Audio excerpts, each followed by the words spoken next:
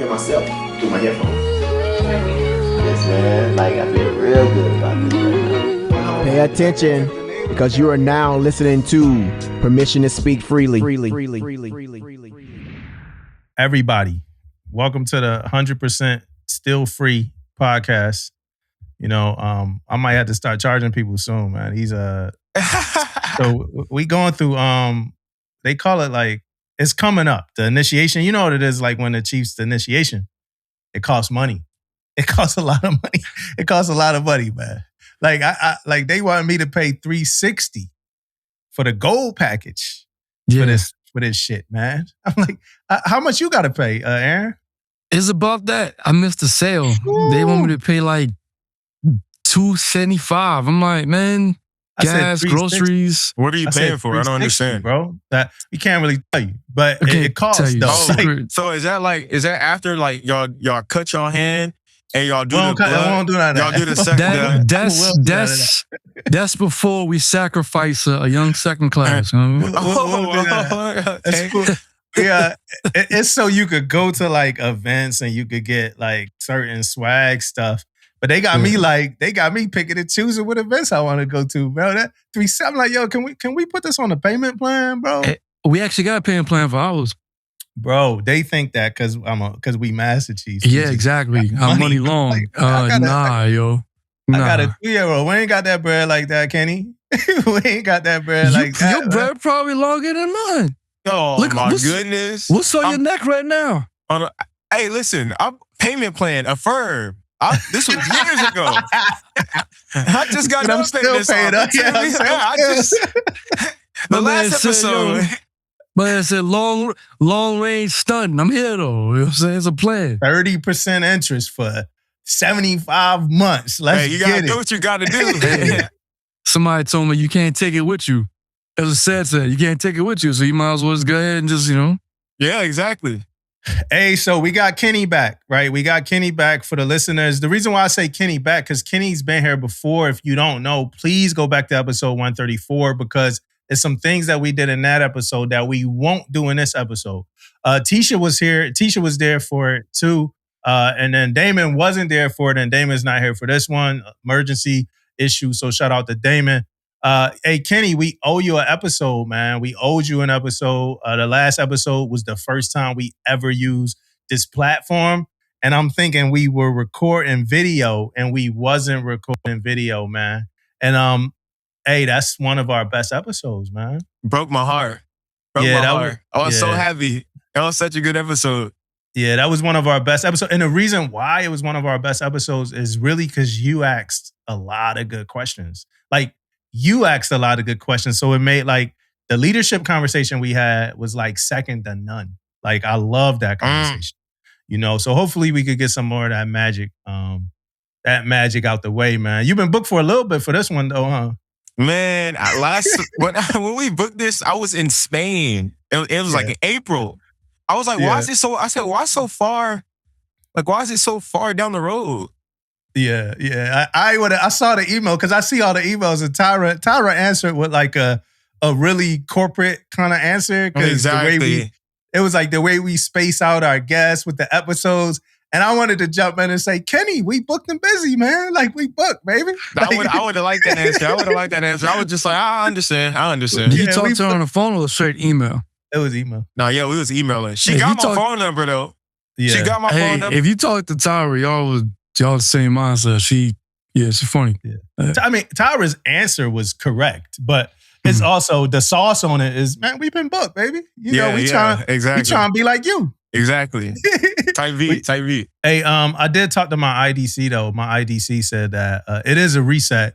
I don't know if people hearing stuff different. This came from like my IDC. So what my IDC pretty much said is everybody with a no shave chit right now need to go to medical and get the 90-day joint.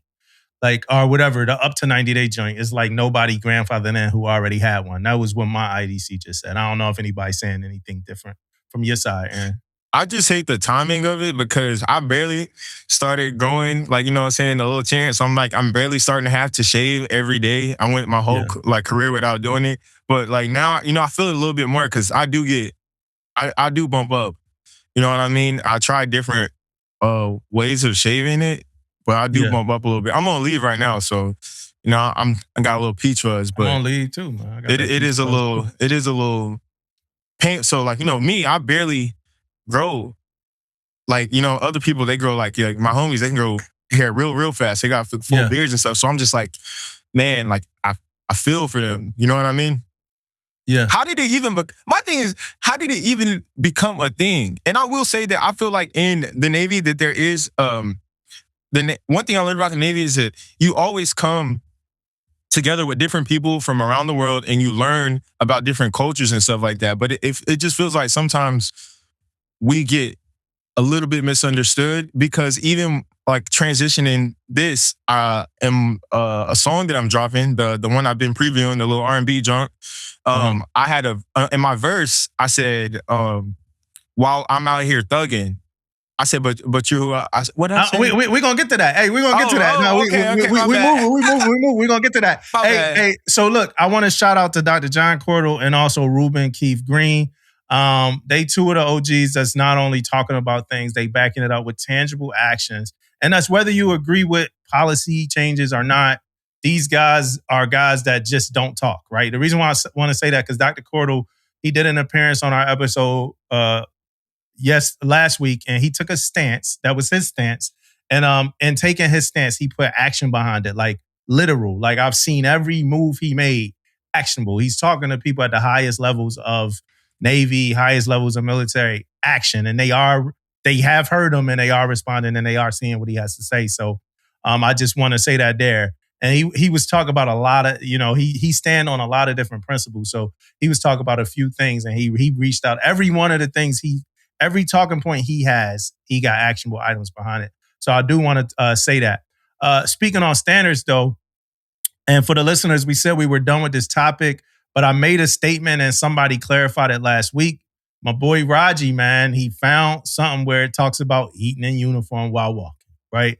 Article 1101, a uniform policy, it says enforcement.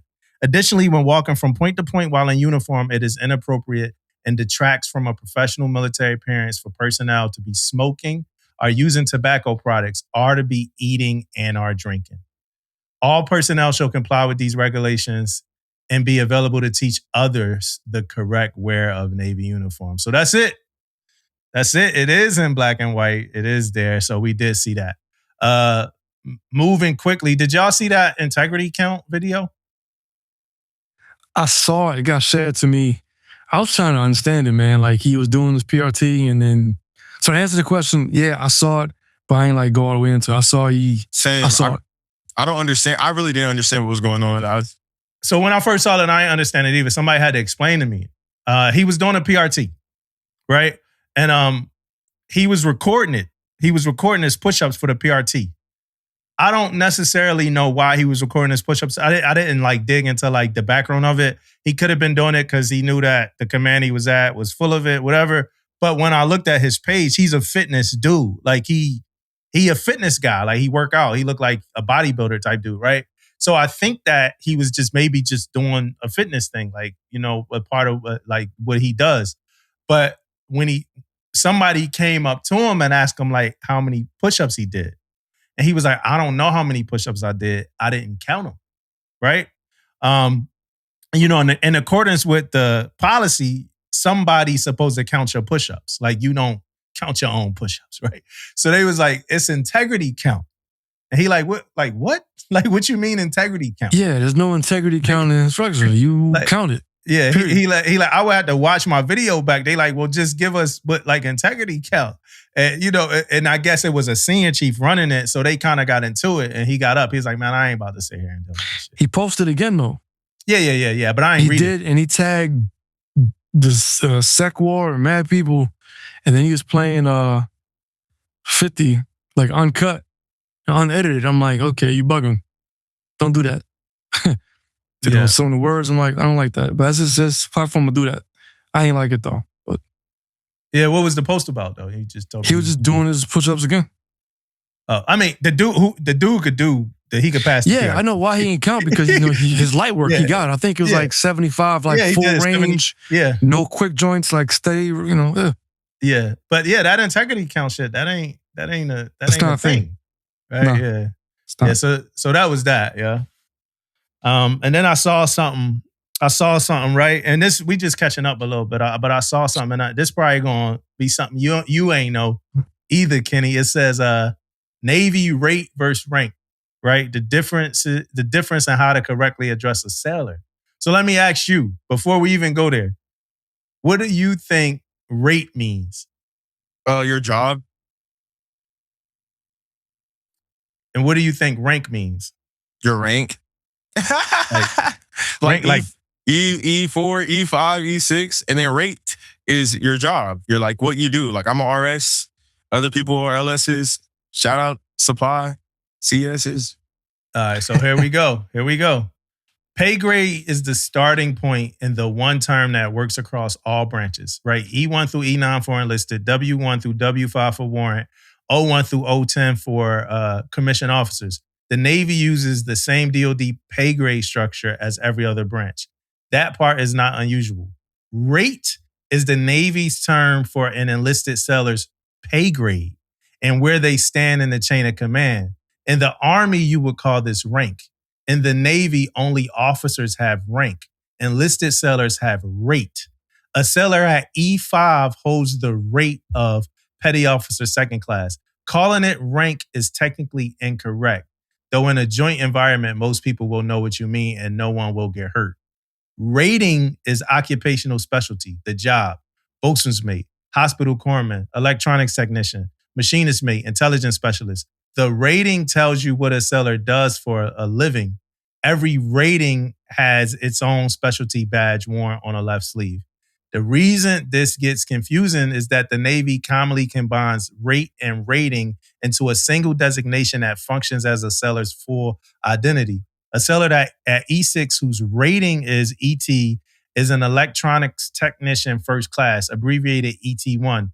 The ET is the rating, the 1 is the rate. Together they form the rate-rating combination. That is how that sailor is properly addressed, not simply as petty officer first class, though that is also acceptable for E4 through E6. I mean, So- I the paper can say what it wants, but we all know what's really going on. No, man. Spade to spade. I mean, Hey, he one of the people. Do you watch? All right, you watch House of the Dragon? I watched a little bit of it. All right, do you say House of the Dragon or is it House of Dragons? House of Dragons. See, it's black people. Like, hey, you watching Thrones? Game of Thrones? Yeah, watching Thrones. Like, Thrones you go crazy on the game. go. I like Thrones. Thrones go crazy. But I mean, it's just like all this technical stuff is fine, and I understand it. There's a place for it. But everybody knows, like, when you go anywhere, you talk to another sailor. Like, I Uber, and when I talk to like sailors and stuff like that I pick up, or anybody that I meet at the next or whatever. Oh, you're in the Navy? Yeah, I'm in the Navy. What's your rate? Yeah. I'm never. What do you do?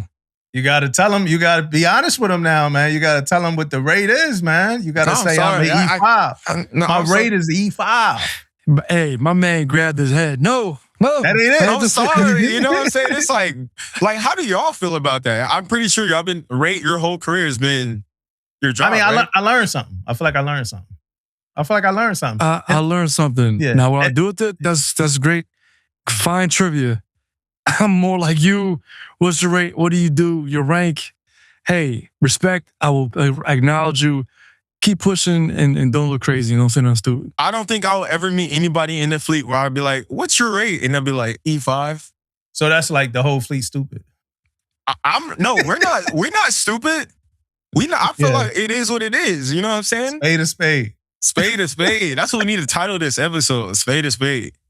Hey, yeah. So what I did with it was I passed the information on. Now, X amount of people know, the difference.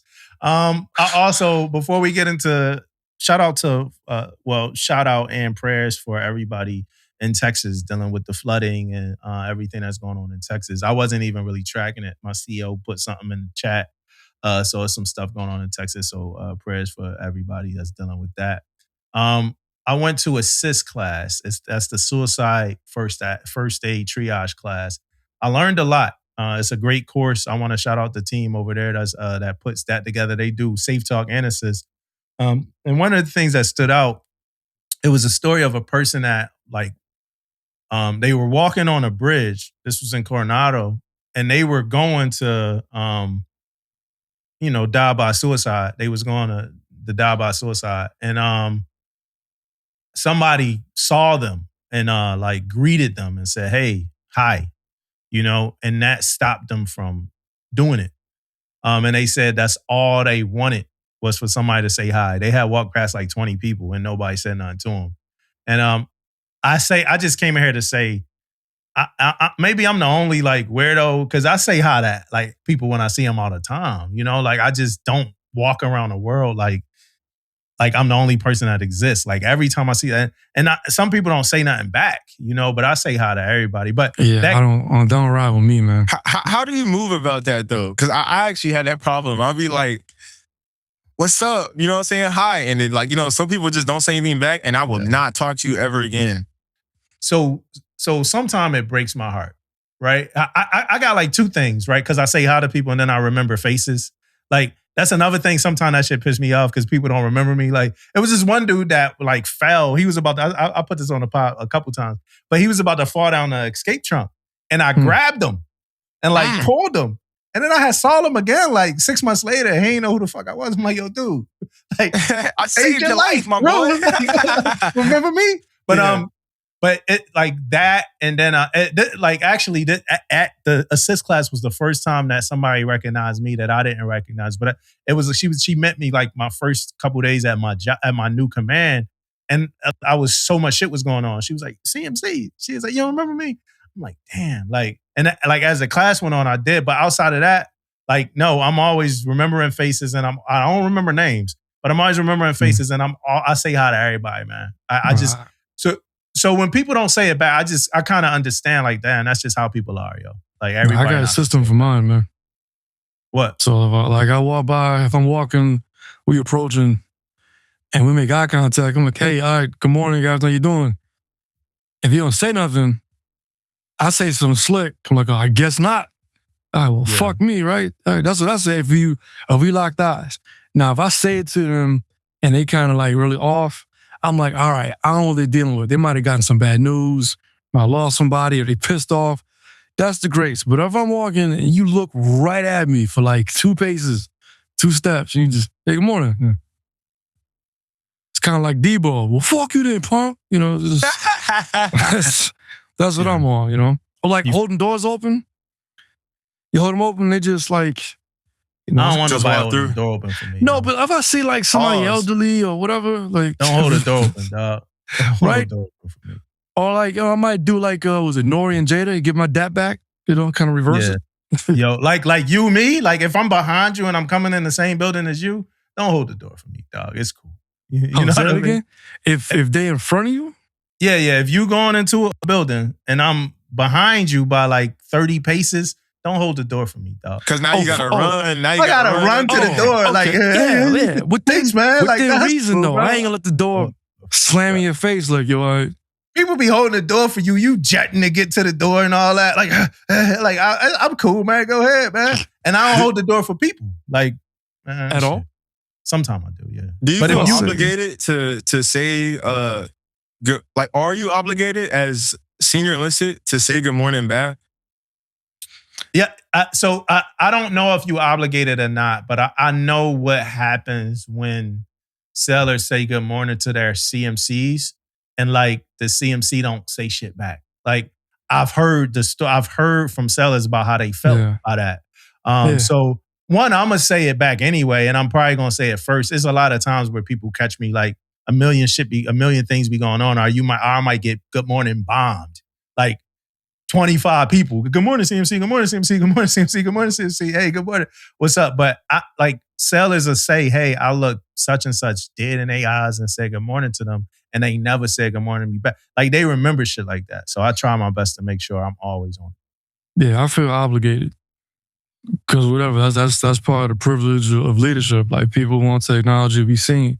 I also don't like it when I was a junior sailor and you salute an officer or you say good morning, sir and ma'am. They don't say it back, and they look kind of snotty with it. And then the minute that junior sailor might be busy or they kind of figuring things out, rushing, and they don't say it, then that senior person want to jump down their throat. I can't stand that. So I'm like, I'm not going to do that. So no, as they acknowledge, hey, it goes both ways. Like at Norfolk Base in San Diego, I remember 32nd Street, you got the sign, salutes will be rendered here, customs, courtesy, traditions. Like, it costs nothing to just say good morning. Now, here's the crazy thing, though, Kenny. I'm not a good morning dude. Like, I'll say it to my wife. I'll give her a kiss. But like my mom, my sister, my siblings, we ain't grow up like in a good morning type of house. You know what I mean? Like we just got up, got to work, grinded it out. So my wife and then my role has changed a lot of things about me. You know what I mean? Like that good morning shit. Like that's what come with it though. Yeah, like my daughter, my daughter is more like me. So like, well, yes, I think so. I think that too. But let me say this. Me and my daughter got our own relationship. So my wife got this thing where like, it's about greeting people, saying good morning, good night, giving people hugs and kisses. So like when my daughter, and I see my daughter in the morning, my wife would be like, say hi, say good morning to daddy. I'm like, she don't got to say it for real. You know, ours been times where, and she don't want to say it. My daughter don't want to say it, you know? It's been time we just look at each other, whatever, right? That's how I am. That's how she probably is going to be with me. And I'm okay with that. Like, I don't need more than that. And some days it does, like, some days I do feel bad. Like, damn, girl, you ain't saying nothing to me at all. Like, you're not going to say, like, what's up? But outside of that, do it to you. Yeah, outside of that, nah. All right, Kenny, let's get in you real quick. Pause. Yeah, see? Is that a cast 3 now? Yeah, it's on 3. So he paused himself twice. He preemptively paused? No, I paused you earlier after. Who, me or him? I paused him. Damo, yeah. For what? Oh. What'd you say about the door? It was something you said about the door. Holding the door? Oh, no, I paused you. Yeah. Yeah, that's me. Yeah. I'm not Mano, man. What you talking about? You supposed to be. Hey, look, for the listeners, right? I was going to retire Say Again, and I was going to retire Pause after the last episode because I feel like we went too far the last episode. Where's that? We went a little too far. I feel like we went too far the last episode. So I was going to tell y'all we should not be doing that at this time. I tried to retire before, right? And then some leaders jumped in the DM and they was like, nah. Senior leaders at that. Senior dudes. Yeah, they like, nah, Damo, keep it going. You got to keep the pause. We went way too far last episode. It got a little crazy. I felt so bad, man. I don't think so. No, we just holding each other accountable. That's all. Oh, y'all. Are you talking about? You said something. Yeah, you said something like, yeah, like, no, you was catching them. You was reckless. Yeah. And I could catch Kenny, but I'm trying to chill and I'm trying to get past that, especially because we had that Baird episode. It's a big episode for us. It's super important. People have been talking about it in places that we are not in. And then to hear us go through that Baird shit and then talk about tantric sex and pause and like all the things that came after it, you know, it's real though. It's real. Why are you ashamed? It's real. I'm ashamed. Don't be ashamed. It's real. Hey, you know what I mean? I was looking at it. You jacked up my algorithm because now another grapefruit came across my joint. I was looking at Instagram, right? And the CNOs. Yeah, I'm like, dang, man. I looked for like 30 seconds now. Yeah, you get mad strawberries and grapefruits and cucumbers. Come on, man. The CNOs page just followed us on Instagram, so I'm like, they are watching. Oh. They are watching. Shout out to the CNOs page and that team. I will say this though. Are you familiar with the 520 podcast with Jeff Teague and Move There? I think the reason why that their podcast is so successful and it's because it's literally they just being themselves and they just chopping it up. Obviously, you know what I'm saying? We in the military and there's like some form of profession that you have to hold, but at the same time, like, you know, when you press that follow button. Jeff Teague and I'm not Command Master Chiefs, man. That's how I said the professionalism. And then look where we at. Like, Damo's ceremonial guard. I'm at the president's hospital. And then my next tour, that's a whole nother joint. I'm like, Listen, okay. And honestly, it's because people weaponize that. It's really because people weaponize the shit against you too. Like people would be like, man, ain't that the same dude that whatever. So it's like, and we've it's perfectly we don't wear a uniform. We don't we got disclaimers. We don't, but it's still certain things. I mean, we've done it. Like, we probably won't stop. This might be my third time saying we're gonna stop and never stop. It came up on my job as a CMC checkout today. What came up on your job? Oh, my bad. Nah, just the pod. So at the CMC checkout, right? I said, hey, are you transferring or retiring? How's your checkout? Boom, boom, boom. Hey, what could the command done better? And I said, hey, what could I have done better as your CMC? Please tell me, favorite reprisal. I want to do better for everybody and for myself. And then she was like, yeah, like, you brought some great points and you always did it. You always do that. And I appreciate it because, when I saw it last night, I was like, what do you mean you saw it last night? It's like, yeah, well, I was looking at some of the reels. And I just appreciate how honest you are. I'm like, yeah. Not the pod. What me day to day is your command master chief, advising the CEO. She's like, oh, you're cool. But on the pod, I'm like, oh man. The pod. Hey, it's two sides of the same coin, bro. That's just what it is. It's two sides of the same coin. Yeah.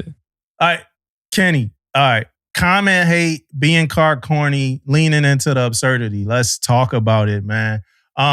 Comment hate, right? It seemed like you kind of leaned into that a little bit, right? Mm-hmm. Was it fucking with you at first? At first it was a little bit. I was really, really, really getting mad. And then I was underway. I was on my last deployment. And shout out to Mike Dowdy, best first class I ever had.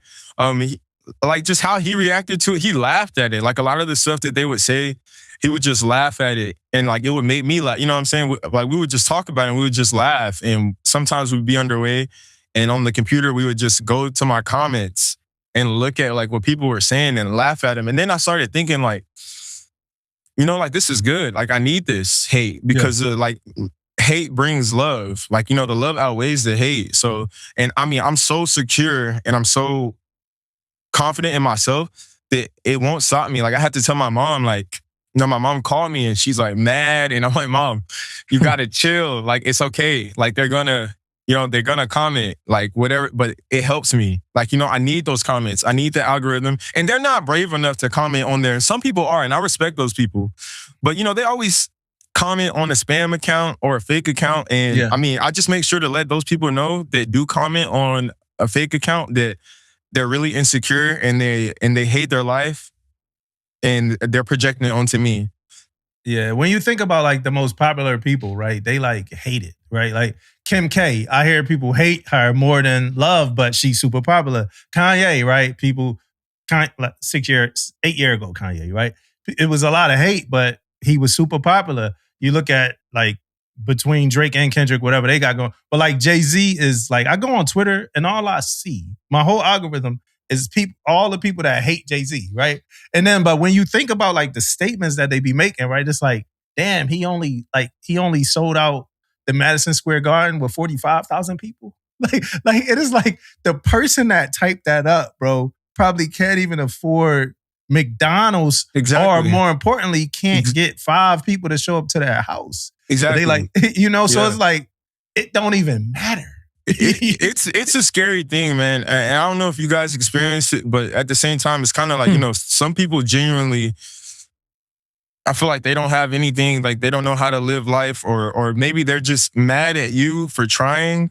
And I feel like I get a lot of that energy, a lot of, because I don't know who sees anything. So a lot of secret hate, a lot of people that envy, in person, that I probably wouldn't even know, that I wouldn't know. Because on my last boat, sometimes I can't really explain it, but energy would be off, and I would just be man, I felt I was bruh, what am I doing? I would have so many talks with it.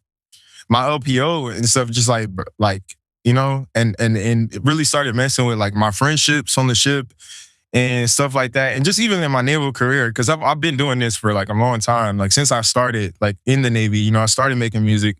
But when I started making music about the Navy, Navy songs, that's when I started getting even more attention than I was getting. And some people, they just, I don't know. You know what I mean? Like, I don't know who really supports me and who really doesn't want to see me win for whatever reason, which is fine. I'm not mad, but I'm not gonna lie though. It does mess with me a little bit because it's kind of hard to like trust people on it, and I don't know who's envying me and who's people will show themselves who they. What Maya Angelou said: when people show you who they are, believe them the first time. Right? Nas said, Nasir Benalou Dara Jones said, sometimes hate is confused admiration. You know, and I see that a lot. I see that a lot, man. These people don't. I was listening to Dame Dash hate. I was listening to Dame Dash hate on Jay-Z recently. Yeah, we get it. Like, Beyonce's your wife, all right. Yeah, and then as Dame is talking and Fall from Grace, he's talking and he can't even keep the full grill without, about to fall out. Teeth tumbling. Yeah, teeth tumbling. Yeah, hey, Dame is Dame, but like people like that hate stuff. It don't look right on people. We've gotten we get people that's critical sometimes.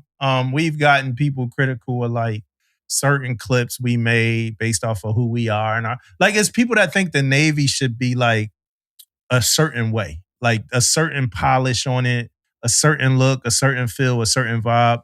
And anything other than that is not. We're in 2026. Right. I got this crazy. I want to respond so bad. It was on TikTok and it was some folks at a Fleet Week, and they was at a bar just having fun. They was in their whites with civilians dancing.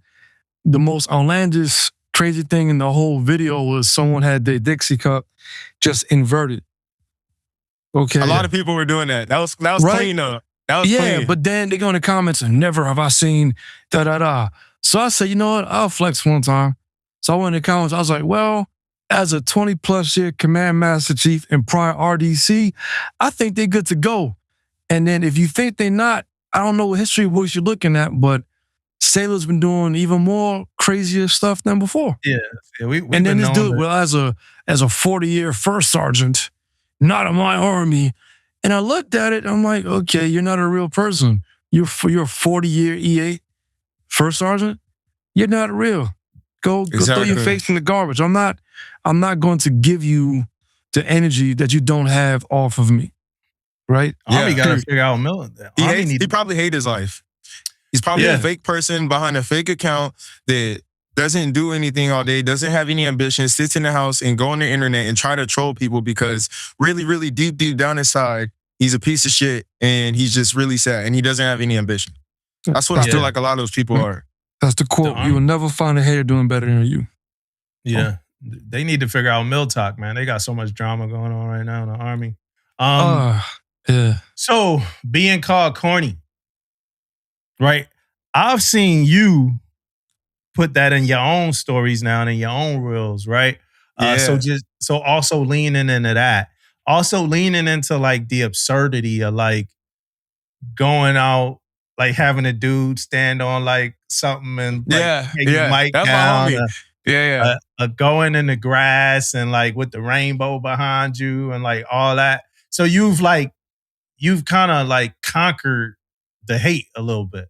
Yeah, because the hate helps me, and like I said, I'm securing myself, and I think a big part of that was because of all the love that I actually get in person, and I'm thinking like, man, what, like these people online, a person that has said anything negative in my comments has never ever came up to me and told me anything. Nobody has talked trash to me in person.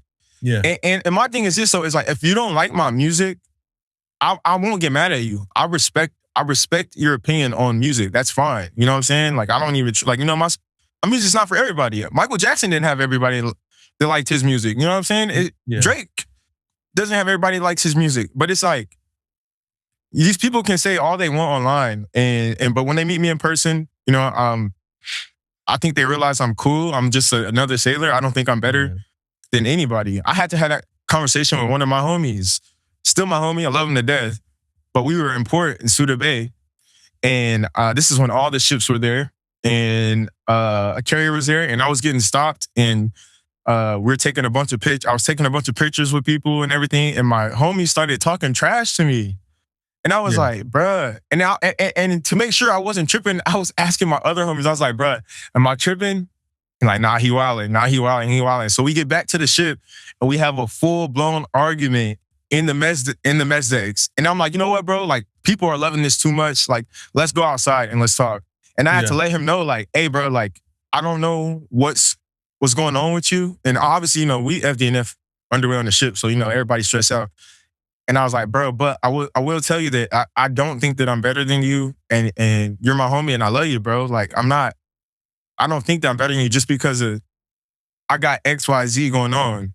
Yeah. Like, I just genuinely want you to know that, bro. Like, and then he apologized. I apologized to him, and we cool. We chopped it up, and been good ever since. Yeah. Yeah, that happens. People sometimes feel left out, from the vibe. They feel left out.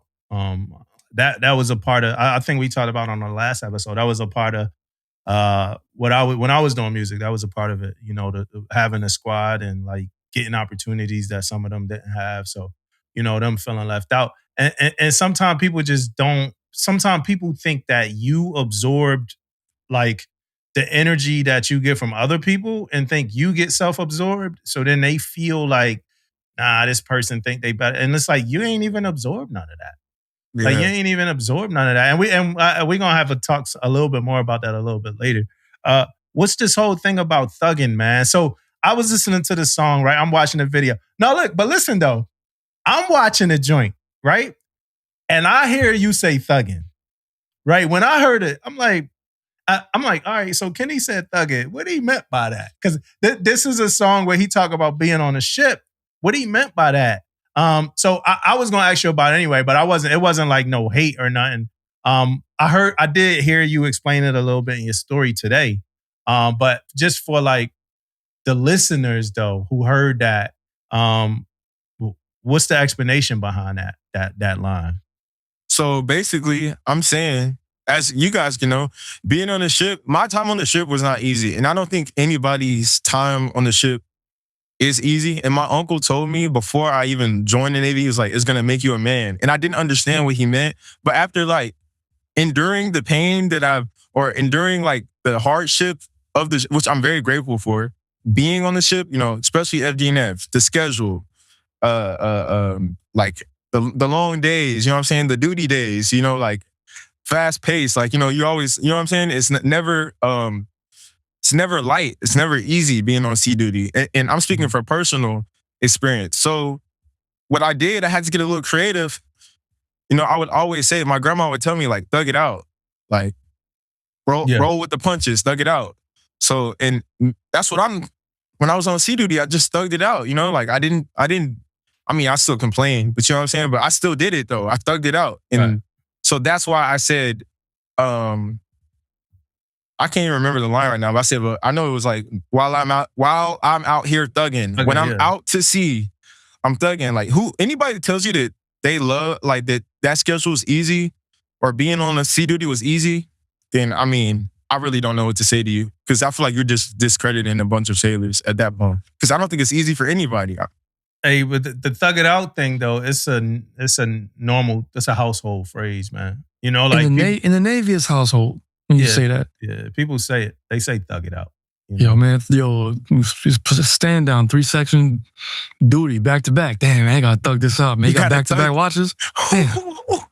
You gotta thug it out. It ain't no joke. So that's what I meant. And I don't know if people were trying to misunderstand me on purpose, but it was a certain people that were just like, This is the United States Navy. Yeah. Thug. What? I'm like, bro, come on now. Like, why you guys? So those people, they're not worth the air. They are like the crap on the side of your mouth. You wake up and you was drooling. This white is not worth it.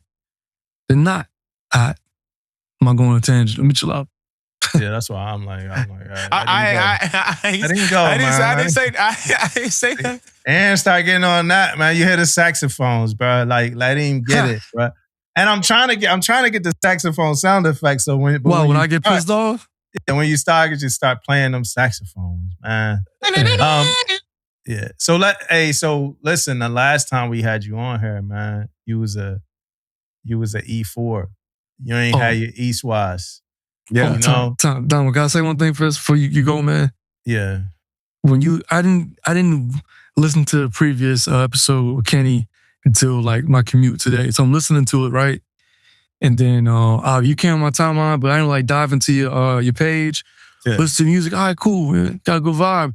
And I ain't never felt so old in my life, man.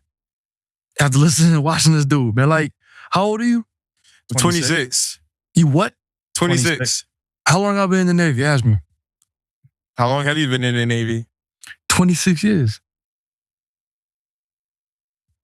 Like, see, like, God, yeah. That is insane. So you joined in 99. We need Damon. Hey, Damon joined 98. Did y'all have the utilities back then? Yeah, utilities, yeah. Them John was hard. They was before utilities. They was dungarees, right? Y'all were dungarees before. Y'all were before utilities. No, Damon was dungarees. I just came in right when they phased out. Yeah. So when I checked on my first ship, I saw like 2 or 3 cats wearing dungarees. Everybody else already phased over to utilities. I thought it was the same thing. Nah, you had on dungarees, Kenny. Ah, okay. Because you had the jeans on, right? You had the denim on. Yeah, you had the bell bottoms. I use my regular jeans because I couldn't find them. Like online. Yeah. Something. He was an E1, right? Trying to get his pin, right? Yeah. No, he wasn't an E1. He was an E4. Yeah. He okay. He ain't have his ESWS pin last time we was on here. Some girl had broke his heart, but he ain't want to tell us too much about that. You know? Did a whole LP and a half about it, but he ain't want to say that about that. He put Robin thick. He ain't want to. But like, so it was damn near a year to the date of that episode you got pinned, right? And for the listeners, like I said, that's episode 134. Please go back and listen to that one. I think it's a classic. But damn near a year to the date of that episode, because you got pinned in like February of 26, right? Yup. Yeah. So damn near, I'm just as researched as I was. Yeah, no, you on point. I ain't gonna lie. I forgot. I was like, dang. Yeah. So Cause that was a couple other things too, right? And for the listener, I promise y'all we're gonna get out of the hate and the criticism. But that's one thing that happens when people do content in the military, they get hated and criticized. But that was one of the things that would pop in your comments too, was you ain't had your ESWS. So you start getting them Infinity Stones. Like you made your rank, you got your ESWS, and your music started moving at the same time. How did it feel to get that ESWS? Oh, it felt good. I got to shout out my boy Sutton, Dose, and Alma. We was grinding.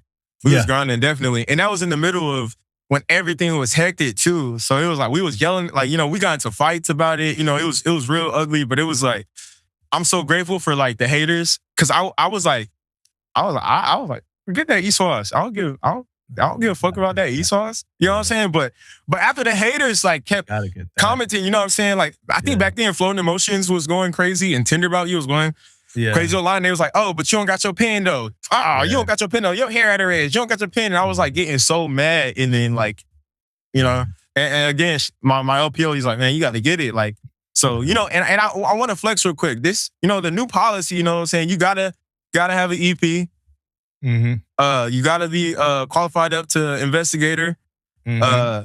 And I don't remember the other one, but I know I went and I did all that and I put in for it. You know what I'm saying? So I grinded for it and I had it. And so that led me to make another Navy song. I low-key was gonna stop making Navy songs, I ain't gonna lie. Yeah. But I was like, I gotta flex on this. So that's why I made that Catch Me on That Water, Watch Me Surf, with my blue collar, brown t-shirt. Yeah. So I had to flex on them boys with that. I'm under your wave, really? Yeah. Hey, look, I was happy when I saw it. I'm like, all right, he got that done. That's one less thing for them to have to say. And you got to do that. You got to silence people sometime when it's something you can do, right? When it's something you could do, something you could get, you got to silence people. That was little something I dealt with like recently is like something I don't want to get too deep into it, but it's like, yeah, CMC, whatever. But CMC not whatever. So CMC got whatever. So you can't say CMC not whatever no more, right? Exactly. That's just what you got it. Like, what's next? Yeah. What's next? Yeah, exactly. You know? Did y'all really get extended 4 times? Oh, we talking about because that song went viral. We got extended a lot. Like we kept being told that we were gonna be home here, and then we got extended. Oh, we don't know we're going, and then we got extended. Then we got extended. I was not expecting that video to blow up like that. 1 million views. That's the first one I saw. Like, I don't know, man. I felt the pain in your voice, man. Oh, I can't do it. You guys like, God damn, those boys are hurting. Yeah, you know. No, it's tough, man. Shout out to the Roosevelt DDG 80, all my homies on there. But yeah, we was getting that belt. We was getting that belt for sure. Damn, man. Yeah, man. Y'all battle Leo? What? I don't even know. I really don't know what I can talk about as far as what we was doing. But I know that their schedule was horrible. Like after I left, after we had got extended, they went. I think they got like 2 weeks of leave, a month of leave, but 2 sides, you know, you take 2 weeks, and then they went right back on deployment, and they still out there. It's insane. It's like, bro, I'm checking on my homies every once in a while, you know what I'm saying? But that's just ew. That schedule was horrible. That shit deserves something. I don't know. That's that DDG, man. Well, I mean, a lot of ships now getting hit like that, but FDNF DDG though. Yeah, just you know, so we was already out before that. There's a difference. Yeah. That was such a good deployment before like all that went down, and then we kept getting extended and stuff like that. But shout out to my homies on DDG 80 though. Yeah. So what's up with these Johnny Cashes, man? Oh my goodness. Okay, so I went and I got the dungareens just because I like the way. I don't know if I said that right. Because I like the way they look. You didn't. The dungarees. You said dungarees. Dungarees. You know what I'm saying? Yeah, I like the way they look. It was cool. So I had went on leave. I flew to Idaho. You know, every time I go on leave, I fly to Idaho and I shoot content with my homie Dan and stuff out there. And I went to do a photo shoot. I looked really tired. I did that photo shoot at like 11 at night. You know, we were really busy all day doing other stuff. But I was like, man, these are so cold. And then everybody was like in my comments on E5 and Below Parking on Facebook. They're like, Johnny Cash. And I can't remember the chief that DM'd me. And she was like, you need to do Johnny Cash. And I was like, why I keep hearing about these Johnny Cashes? She sent me a picture. And I was like, these mugs is clean. Like, why would we get rid of them? Like, what happened? Like, who is in charge? Hey, so they want to well, I'm old enough, right? They want to downsize the C-bag because cash was getting broke. You put C-bag and C-bag lock people breaking in, stealing uniforms. So they said the service uniform was supposed to just collapse it. But everybody was for it. There's like, Johnny Cash's, are they gone? What you mean? Like, no, that's the hardest uniform out of all the branches. Bring it back. I don't know, listening, the eyeballs on us. Bring it back. Like, bring it back. The Army brought back more vintage. Bring that back to pinstripes. Bring back Johnny Cash's. I can't even wear that no more. But bring back Johnny Cash's. If they bring it back, America's Navy commented on my video. They did the little question, like, you know, I tagged them. Shout out to America's Navy Instagram page. But it's like, bro, it's like, come on, but like, we in the Navy. Somebody commented underneath my Facebook and it was like, this guy thinks the Navy is a fashion show. And I'm like, it is, bro. We got to flex on these other branches. Like the Navy hard, like the Johnny Cashes. Come on, man. Like, nobody else has a uniform like that. Get them tropical joints. Get them tropical joints, man. Tropical? Yeah, they had official Navy short set, man. It was hard, huh? Tropicals, man. Okay, hey, I gotta look at that. Look, he about to do it. He about to get the summer to close up Labor Day. He gonna be in that. Yeah, I gotta look at that. Lean into the absurdity, man. That's all. Them James crash. Don't do it. Hey, so you back in Hawaii now, right? Yeah. Where at? Joint Base Pearl Harbor Hickam. Okay, so you on shore duty on the base. Yeah. Okay, so you doing RS stuff on the base. Yeah.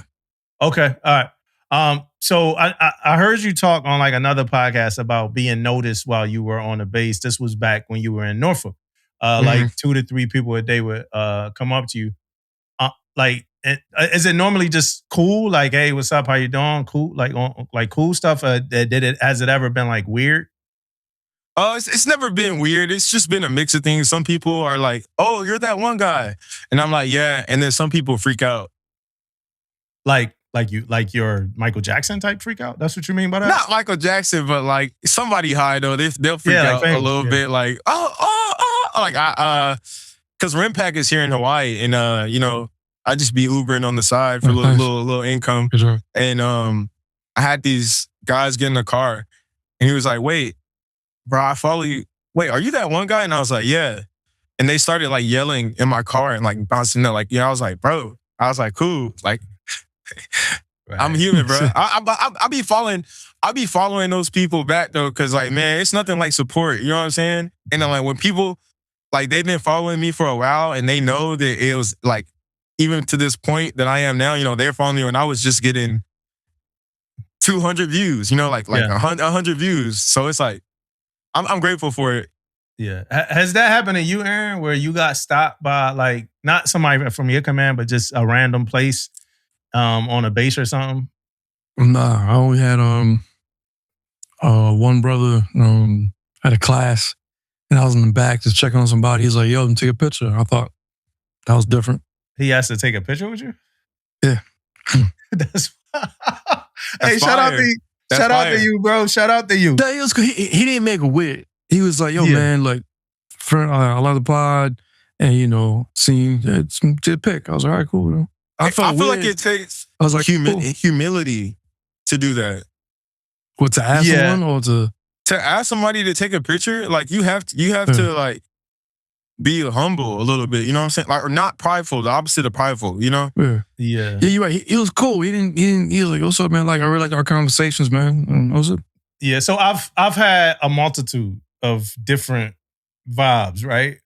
One of them I think was more because we do we podcast, right, Kenny? So like we on here for 3 hours, 2 hours, and people like we say enough stuff that like people might think they know us personally, right? Like I talk about my wife, my daughter, my life, and like so people might think they. And one of the things about me, I mean, even I as a CMC, it's a public facing job, but I'm an introvert more than anything else, right? So if I'm just out in, but so if I'm just out in like talking to nobody, man, public, I'm kind of inward, right? But like I talk to people I know and love, like nobody would like publicly, nobody would just be like, "Yo, do the introvert," unless they like really knew me, right? Because I recharge alone. But I ran into like the person who thought they knew me because of the podcast, right? And that wasn't a great experience. But then outside of that, though, I normally run into people and we talk, we vibe, we have fun, we joke. And but like right when we about to leave, right? They be like, "Yo, I fuck with the pod, man." Like, it's like, I like it, but I also think like it's a test sometimes. Like people want to see like, is this dude an asshole for real? Or is he who he is here? And I'm me. So I'm always me. I'm always on some cool shit. And I don't know, I'm totally oblivious to like how many people like listen to the podcast or know about it. Yeah. But I'm totally oblivious. So like I'm just doing my thing. And then like every time somebody like, "Yo, I really fuck with your pod, yo." And it be people that I see and admire. And they like, "Yo, I fuck with you." I'm like, "That's fire. That's fire." I had one person want to validate if had people like say, "Yo, the way I sound here is the way I sound in person." So I was at a training event. And she was a package reader. She was going through a package, whatever. And she's like, yeah, that is you. I'm like, "What you mean?" It's like, "Well, I watched the pod. Then, I hear you kind of, the Press 100 video. Yeah, you said exactly what you said there. You said that here. So that's legit. Yeah. The way you said it, too." I was like, "All right, cliches, man. Cliche counter, man." Yeah, like, what does that mean? Like, I got things I say all the time. I know what it means. I know what it means. Bro. I know what the cliche is. Is it things that I say repeatedly or things like phrases and shit? You say, I told you got the Navy vocab. I told you a couple episodes ago, you got that Navy vocab down, bro. Like, yeah, but the way I say it is not lame though. Okay, it's like, "Well, hi Phil." I'm like, nah. Got that Navy. Hey, so vlogs, right? So I've seen like since we potted. I've seen vlogs. I've seen from you. I've seen some food tasting content. That Mad Dog taste test. That was crazy. Like you saying pause all this time, but you eating. What was the Mad Dog taste test? it was a wild vibe that he was on. Wait, man. yo, Like, yeah, yo. our That was, crowd. it actually was, that hot dog was good as hell, though. Not gonna See, you lie. see? It was fire, though. Yeah. It was fire, though. Like, pause. I felt like I defended myself when I said pause. But they, like, you know what I'm saying? They asked me to, you know what I'm saying? Promote, help promote. Yeah. It just happened to be a hot dog, so Yeah, I mean, then they pause. gave. But I You didn't know, know you're not. You know, you get hot dog. You ain't nothing wrong with that. It's fine. Yeah. Listen, so one of my sellers, right, he came in the joint, right? No, he was eating. He was, you know, we in public, we in the shop, we in the space, and he eating. He got the glizzy, right? Eating it, right? And I'm like, I call them glizzies. I don't know if that's is that a no? really It's just the fact that he eating it. You know? Yeah. I'm not calling it a glizzy. I'm over 40. I'm not doing that. Oh, I'm calling it glizzy. It's a hot dog. But I'm I'm actually not over 40, so I'm you good. can say it. So you good. yeah, so you know, I'm like, yo, what you doing, man? So we joked around in space, right? So now, mind you, one day I go to the gas station. Or I go to the gas station and I grab 2 of them joints. And now I'm trying to like, I like hot dogs, right? I'm trying to like stay away from my command because I'm trying to be on the phone. I'm like on the phone with like the doctor or some shit, right? One of my sellers walked past me. Now, mind you, my AC in my car, again, is not working. So I got the window down. One of my sellers walked past. He like, CMC? He keep walking. And he comes back from the same way again. Like, he like, CMC, I see you eating them glizzies, man. You can't hide in here with them glizzies, man. I'm like, I get back. I get back to the space, bro. I get back to work to the space. And he like, so I go into space with the same dude that, you know, I was messing with the last time. He had a hot dog.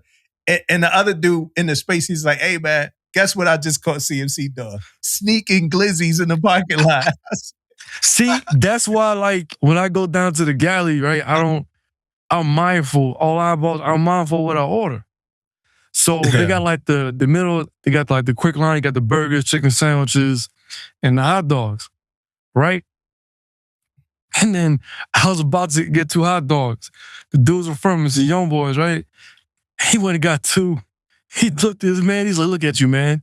Over there grabbing 2 meat rockets. And I was like, I heard that. I was like, hey, I need a cheeseburger.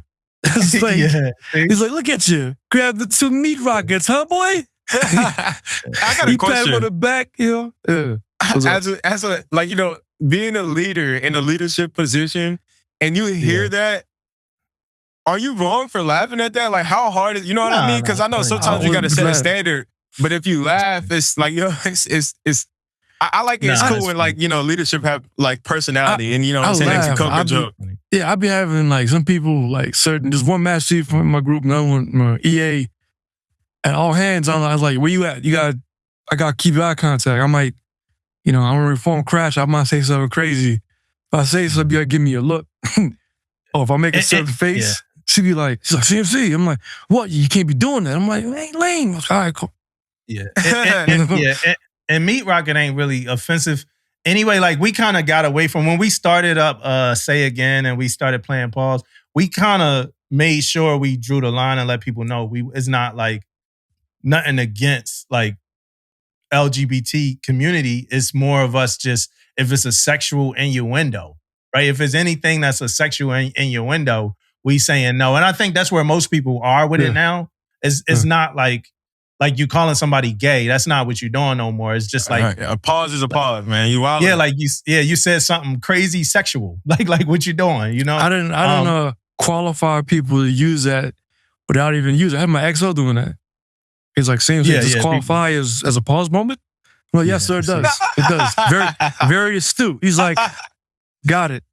So he sees that the joint, he's like, pause. I was like, oh. XO, all right. Pause. Yeah. What was up with that Vegas trip? Kenny, it was amazing. It was amazing. Shout out to Vegas podcast, Veteran Voices. He hit me up when I was on the ship, and I had C school in San Diego, and I had the opportunity to fly down there for a day, do a nice little show. We did the podcast, and right after we did the podcast, Ronnie, the guy that interviewed me, Yeah. he drove me and my boy Sutton downtown, and they got this thing called First Fridays in Las Vegas. So I met a lot of people. Then I did my show, and it's cool. Now I got connects in Las Vegas, so I'm supposed to be going back there again sometime soon for another show. It was a competition, and I made it. I made it through the first round. So, but I wasn't able to go back here, obviously, because I just PCS. I was supposed to go back July 1st for the second round, but I couldn't do nothing about it. I'm happy for you. I'm happy for you, man. It sounded like y'all had a lot of fun on that podcast. The last 3 minutes of that podcast is foul.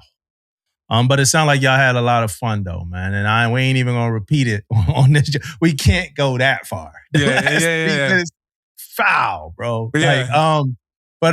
So Vegas had a good time doing stuff, still building, man. Like I said, last time you were here, E4, ESWS, about to put out your first Navy song. Now you done that, more and more content that way. I told you about Tinder About You. I showed y'all Tinder About You before it blew up. That's crazy. Yeah, we played it. We played it. Yeah, we That's played crazy. it. Yeah. Played it, you know, and me trying to get some credit. I told you, like, hey, you did. You told me. You told me. Did they let you put posters at the NEX Mini Mart, or did you just do that? I just did it. I mean, I'm pretty sure they took them down. I knew they took them down in the barracks and everything, but I was just trying to do everything that I can to get put people on notice. You know what I mean? The reason why I asked that, because I was the CMC of the installation. Like in my last command, I was the senior enlisted leader of an installation. And just like, it's so many rules to which you could put up at a place. And I'm like, damn, Kenny, like he got that type of pull? He could put posters out? I'm trying to. Not yet, but I'm trying to get that bump it. Guerrilla marketing. Guerrilla marketing. Got to, man. I put it at the bowling alley, all the barracks, the necks. And I was trying to put it at the gate, but that was going too far. Yeah, I know. Join up at the Navy. He is on street team. That's an old term. He's on street team. Yeah, man. So listen, so we talk vlogs, right? We talk food stuff. Of course, you got the different music posts that you do, the different reels like that. Hey, can you break down what a content day is for you? I never had a content day, but I'm going to assume you've had a content day because I've seen multiple videos in like the same outfit or something. Like, so I got a couple of questions, right? And I might have to ask them all as you answer them. What does that look like? What's been your longest content day, your shortest content day, your best content day, and your worst content day? So first, what does a content day look like for you? So for me, depending on, do you want recently or when I was in Spain? On the ship. Whatever. Oh, well, I'll just use recently because not on the ship. Not on the ship. Like when you outside. It's just been more, what happened? He goes off from time to time to do things like that he got to do, and not knowing that people watch the video, and when they watch it, it's just gonna be a black screen and they not gonna see him. Okay, cool. Like, he just goes to go do shit. Like, okay, cool. Understood. I had to text my daughter, man. If somebody like watching an episode, it's just black when they watching it. And I personally wouldn't be entertained by that, but Aaron does that at least 2-3 times an episode. So it's now a part of Permission to Speak Freely. So, bet. So content day, as of recently, I'll just go to work. I get off of work. I talk with my boy, schedule where we're gonna shoot at with my boy JoJo. He's the one that's really been doing my videos, and ever since he started working on my videos, like, you know what I'm saying, I've been reaching a lot more. They've been looking like a lot better in my opinion. So it's simple. Like he gives me a scheduled time to meet him. I meet him there. We do a shot here. Nothing's ever necessarily planned. Kind of just my clothes or like what I'm gonna wear is probably the only thing that's really, really on planned. But as you know, I just PCS'd here, so I'm fully not even established. So we're gonna do like way better than, you know what I'm saying, content days, different uniforms, stuff like that. But we kind of just go on the fly. Like the Johnny Cash uniform, like I told him, I was like, hey, I want to do this song with this uniform on. What time? We give time. He's like, all right, meet me here. I'll pull up, meet him there. We'll do a shot. here. We'll do a shot here. I'll send him a couple ideas that I see on Instagram, and we'll kind of have a general idea what we want to do, but nothing's ever set in stone. Oh, I think this is cool. Oh, I think this is cool. Let's try this. Oh, this is funny. So, kind of just freestyle. And that's pretty much how I go. I shoot about like 5 or 6 videos. He edits them, get them to me, and then I have a problem where I'm just so eager to post, and I should spread them out, but I just post. All right, let's go shoot more. Post. Let's go shoot more. But yeah, I'm like that too. I'm just like you. I remember I used to make a song, bro, and sometimes it don't even gotta get mastered. I'm like, yo, I'm putting this out. It's going out. It's going out. It's amazing. The energy is right now, and I want to see how the people feel right now. Hey, so what's been like your longest? No, not even longest. I ain't worried about that. No, matter of fact, what's the longest you would go out for and do a content day? Well, I'll use Idaho. When I was in Idaho, I remember we shot for about like two and a half hours. Okay. And like this was when I did like that ad for the company, for this blanket company. It hasn't came yet. We did photos. I would change my outfits. Even like there's videos that I got posted when I was there. After I went to y'all podcast, I went out there to Idaho. Shout out to Film Garage 208. And we shot content straight for like 3.5 hours. I changed all my outfits about like 3 or 4 times. Different photo shoots, changing the lighting. We have to do different lighting. That was probably like the longest that I've done. Yeah. Worst? Yeah, you ever had a really bad experience out there on a content day?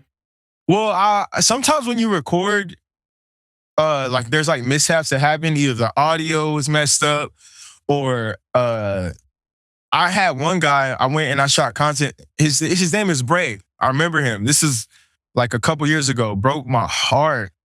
So happy. Like his camera was really, really good, and we shot content for like an hour straight, and the content was fire. It was amazing. Yeah. And he just never hit me back. Oh, for real? Yeah, he just quit responding to me. I don't know. I was like, bro, like, what's going on? Like, something might have went wrong. I went out, and when I was in Cali, I videoed my boy who raps. His name Chill. I did like hours worth of footage with him, and then when I got back to the lab, like it was like no audio on some of them. Some of them was like fucked up, and I honestly ain't even want to tell him like, yo, man. Like, but you told him though, right? I think I did. Yeah, I think I did. Don't leave me in the blue, bro. Let me in the blue, man. Yeah, I think I might have told him. I don't remember. I might have left him in the blue. I don't remember. But I think I probably told him. But it was just bad. Like I had like a really dope interview with him. And I think it was dope because I myself rapped too. And he's a rapper. So I wasn't just like I wasn't just like an interviewer. Me and him was talking like some dirty hip hop rap lyrics. We gotta make a permission to speak freely jingle, or like an intro song. I would love a permission to speak freely intro song because I'm tired of what we have now. Permission to, you know what I'm saying? We can cook it up. Cook, baby. Let's cook. I've been playing with Suno trying to make one. So yeah, we definitely need to make one. Nah, don't use Suno, man. I mean, I can't. I got a question for you about melodies in a minute anyway. So you brought up, you mentioned like the people that you are closest to, like your family, they didn't support you at first. And that, like hearing that, I connected with that a lot because whether it be music or the podcasting thing, it's like the people that you expect to just naturally support, it's harder to get them to do it than it is to get strangers to do it. Yeah. And I always wondered about that. So it was interesting hearing you talk about that, man. I just think that like people that know you and they see you every day, probably like this happened a lot on my last ship, like the people on my last ship, they were used to me. You know what I'm saying? Like we were around each other 24/7. Even my homies or my LPO really just like, oh, that's Kenny. You know what I'm saying? But then when we would go out in public and like somebody would notice me, or I'll have a performance book before we pull into like a port or something. You know what I'm saying? These people, they never met me in person. So like, it's kind of just like like a new person that you never met. Like, so sometimes I think people, since they know you and they just think you're you. You know what I'm saying? Like, they take the grind for granted. They just take the grind. Like even with like even now with the podcast, like it's mad people that it'll be people we know. Like, yo, that podcast, like, yo, that episode was fire, bro. That joint was dope. And I'm like, did you share it? Like if it's that dope, did you share that, bro? Yeah. Like that shit there, bro. Yeah. And every now and then we talk about it on an episode like that, and people be like, yo, bro, I wasn't even thinking about that. But like, it's like, bro, if it's that great, like we ain't doing 1 million an episode. You know what I mean? Like, we still need help. I've seen a quote that said that people want to see you doing great, but not greater than them.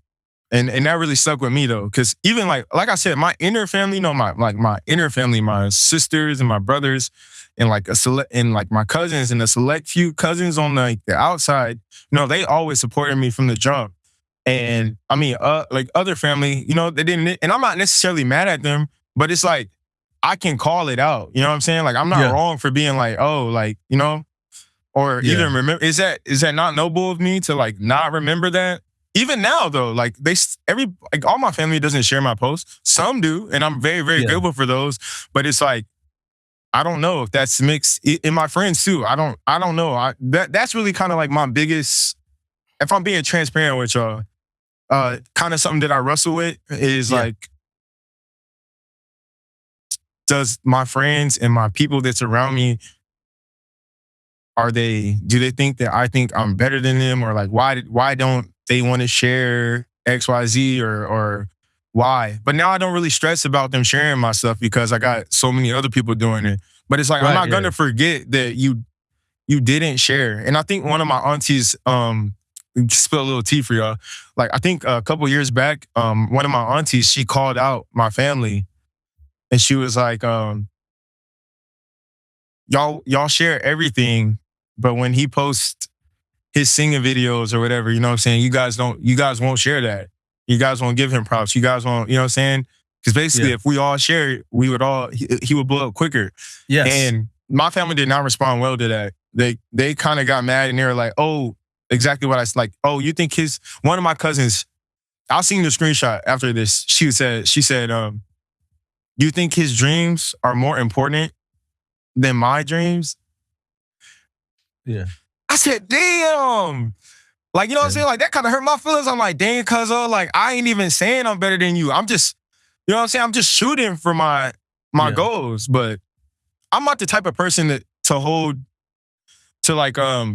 think that I'm better than anybody else. But I feel like when you are in the position that I'm in and you're trying to, like I said, when you're trying to be great, for some reason, people hate that. And I was trying to find a video on TikTok to explain it, and I didn't find one. And I'm trying to figure out how to say it in like my way without being conceited.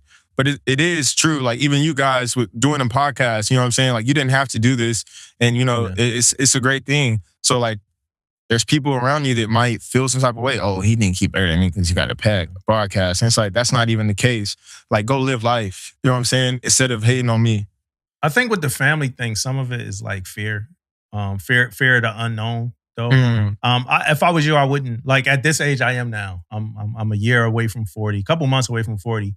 I would say like I wouldn't even hold it against people at this. When I was in my 20s, oh man, if I would have blew up in anything, anybody who never posted or liked it or shared it, they would have had my ass to kiss. Bro. But the thing is, though, it's like, brother, like you can get mad now, or you can get mad or whatever when I'm trying, but it's like, bro, like people don't see. Like for me, people didn't see when I was like staying up hella late at night, knowing that I had work tomorrow, or they don't see that like when I'm asking people that are in the profession, like, what do you think about this?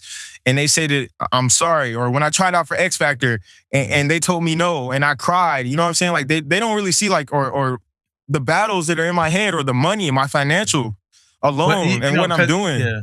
Because like, the thing is though, some people just can't see past the gates. So like when you look at like mother, and you can't blame them or fault them for it, Remember the mother hen book where the lady was trying to make the bread? I think it was the hen trying to make the bread. And nobody ever like wanted to pitch in. Then when the bread was finally made, everybody was there trying to eat it. Yeah. That's just the human nature, right? People don't have time to invest in what we believe is our thing, right?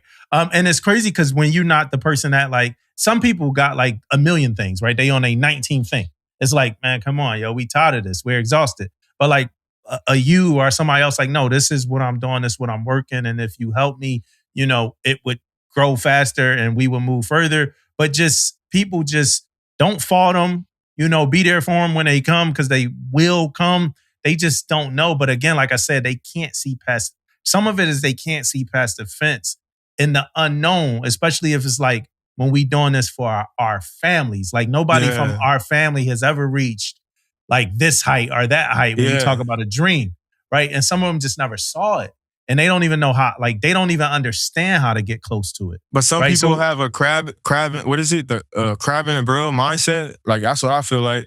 Yeah, but some of us don't even know we got that, is what I'm saying. Like we don't even know we have that, right? We just think we doing life, and don't know. And that's, that's just the thing. Cause it's like, nah, you my bro. Like, I remember somebody hit me up in a DM and they like, yo, bro, like that episode was dope. It was fire. Boom, boom, boom. I'm like, yo, can you make that post public so other people can see how you feel? Is that conceited though? If you screenshot that and post it on your story, is that conceited? No, it's not, because it's marketing, and when you don't pay for it or you don't charge shit, like it's just how you market. I usually ask people like, yo, can I share that? And they be like, yeah, go ahead. But it's like, I think there's a line, not for this. Like y'all, as if you are an artist and you create art and things like that, you're doing it to share with the world what you feel. So when someone says that, they appreciate the art that you put out there for the masses. So why not share that? I don't think that's being selfish or being conceited. I don't know. It's just kind of mixed a little bit because it's like you're like kind of like you're like, oh, look what my music's doing for this person. That's why you. And that's why you prefer. That's why you want, and that's why you prefer other people to share your shit than you, because exactly. Or you make it, you do it publicly. You know what I'm saying? Because I don't want to screenshot the message that you sent me, and then that makes me feel like it's not as sincere if I'm sharing it to everything. It's you know what I mean? So it's you. Yeah. It's like I hate to put it in a military comparison, but if someone were to send me a DM or email or text saying, hey, you know what? I appreciate you as a leader and X, Y, Z. For me, my personal preference, I'm not going to share that. I mean, we wouldn't. None of us would share that. Yeah, but I've seen some people do that, right? I'm not knocking them, right? Maybe the person wanted them to share. I'm not knocking it. But for me, I'm not doing that. But for me, like, my creative space is trying to write. If I wrote something, someone was like, yo, man, this is on point. They said, I'll share it. I'm not going to feel conceited about this. Oh, there's something too I wanted to ask y'all, man. I think to do what y'all do, right, you got to have a certain level of confidence. And I heard before, I think maybe Deion Sanders said it, but people who aren't confident, when they see confidence in other people, it is intimidating and it engenders jealousy. Because the confidence you have to say, I'm going to pick up a mic, I'm going to write, and I'm going to talk about heartache or professional challenges or whatever it is, right? That's a lot of confidence that some people don't have. It's intimidating. So rather than exalt that and put shine on it, like, you know what? Nah, man, I'm going to hate that. Because hate is an easier thing to access than gratitude for some people. Yeah, and to latch on to that, Kenny, the haters, right? The people that hate, right? They want to see you stop. They want to be like, oh, this was it. We got him. He corny. He wearing his uniform and doing videos. We got him. Then it's like, oh shit, he's still wearing his uniform and doing a video. Exactly. We ain't get him. and that's why I like that you embraced a lot of that. All right, so I want to catch up from our last episode though, because I feel like we could just have natural conversations and go off in tangents.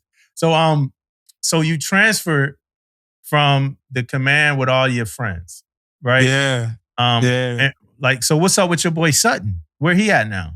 Shout out to my boy Sutton. Sutton is in Italy, but we trying to get him to Hawaii. I just talked to him the other night, and I was telling him about my time in here. And you know, when I first got to Spain, I was telling him about Hawaii, and I had orders to Japan, but they got canceled. And I'm back here, so thank God I'm back here because you know this is where it all started. And like my music mentor is here, my engineer's here, my producer, everybody's here. So I'm trying to get him to come back here. Yeah, so that's the kind of game plan that we're at. Because, you know, he's in the position to where he can pick orders and be here. So I'm trying so hard to get him back here. But he in Italy right now, though. Yeah, you talk about BBA. Yeah. So Hawaii, Spain, back to Hawaii. You said your team here, people that you've been working with.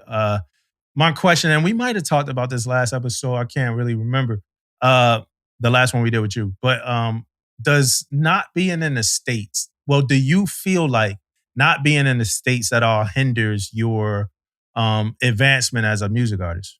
It's double. It's a what do you call it? A double-edged sword. Because shout out to CJ. I'm gonna shout him out every single podcast interview I do. That's my homie. When we were over there, he kind of was really what like got me popping because I'm doing the same thing I'm doing in the Navy, but out there I was just shooting videos at different bars, shooting videos in Rhoda, period. You know what I'm saying? And in the club and stuff like that. And I got myself in position to be able to collaborate with the city of Rhoda. You know what I mean? For the it's called the annual American Block Party. Sergio, Brandon, CJ, you know what I'm saying? Like, shout out to them. Like, you know, they're older. You know, they always instilling wisdom into me. And like, shout out to Sergio. Like, the locals out there in Rhoda, they actually really embraced me and they always show me love. So I'm gonna make sure I go back out there. But, you know, I was able to even just I just used what I had to my advantage. So even like the local, I don't know if you've seen the 4th of July video out there on base, MWR, they let me perform on the stage. And that was insane. You know what I mean? It was just crazy. So, you know, I say the more in-person support and local support and the shows that you can do over there, so much better than here in America because, you know, it's harder to get support here. But but over here, you got more access to people that do videos, podcasts, people that, you know what I mean? There's not a language barrier, so it's so much easier to network. So that's probably, I would say that's the only difference. It's like, pick your poison. Because if I went to Japan, even my homie Rob was something, if I went to Japan, I probably would have gotten in trouble because I would have been getting so much love outside the Navy there from the locals that my whole life probably would have been like crazy. I had to come here I believe God sent me here to gain more discipline and everything like that. Yeah. If I have the opportunity to go to Japan again, I'm gonna go. But because I get streams from Japan. I get a lot of streams from Japan. Yeah. So do you want to stay overseas, like out of the States your whole career? I like overseas better than being in the States. It's really expensive here and your money goes longer over there. But I just don't know if I'm gonna be able to do that if it's tangible. I'm gonna try, you know what I'm saying? But like if I'm in the Navy, I'm not trying to go to Japan and be on an FDNF ship. Like I really don't want to go back to a ship, period, to be honest. But yeah, maybe a contractor, maybe a GS or something. Ass, boy. No, it was horrible. It was horrible. I missed out on so many shows.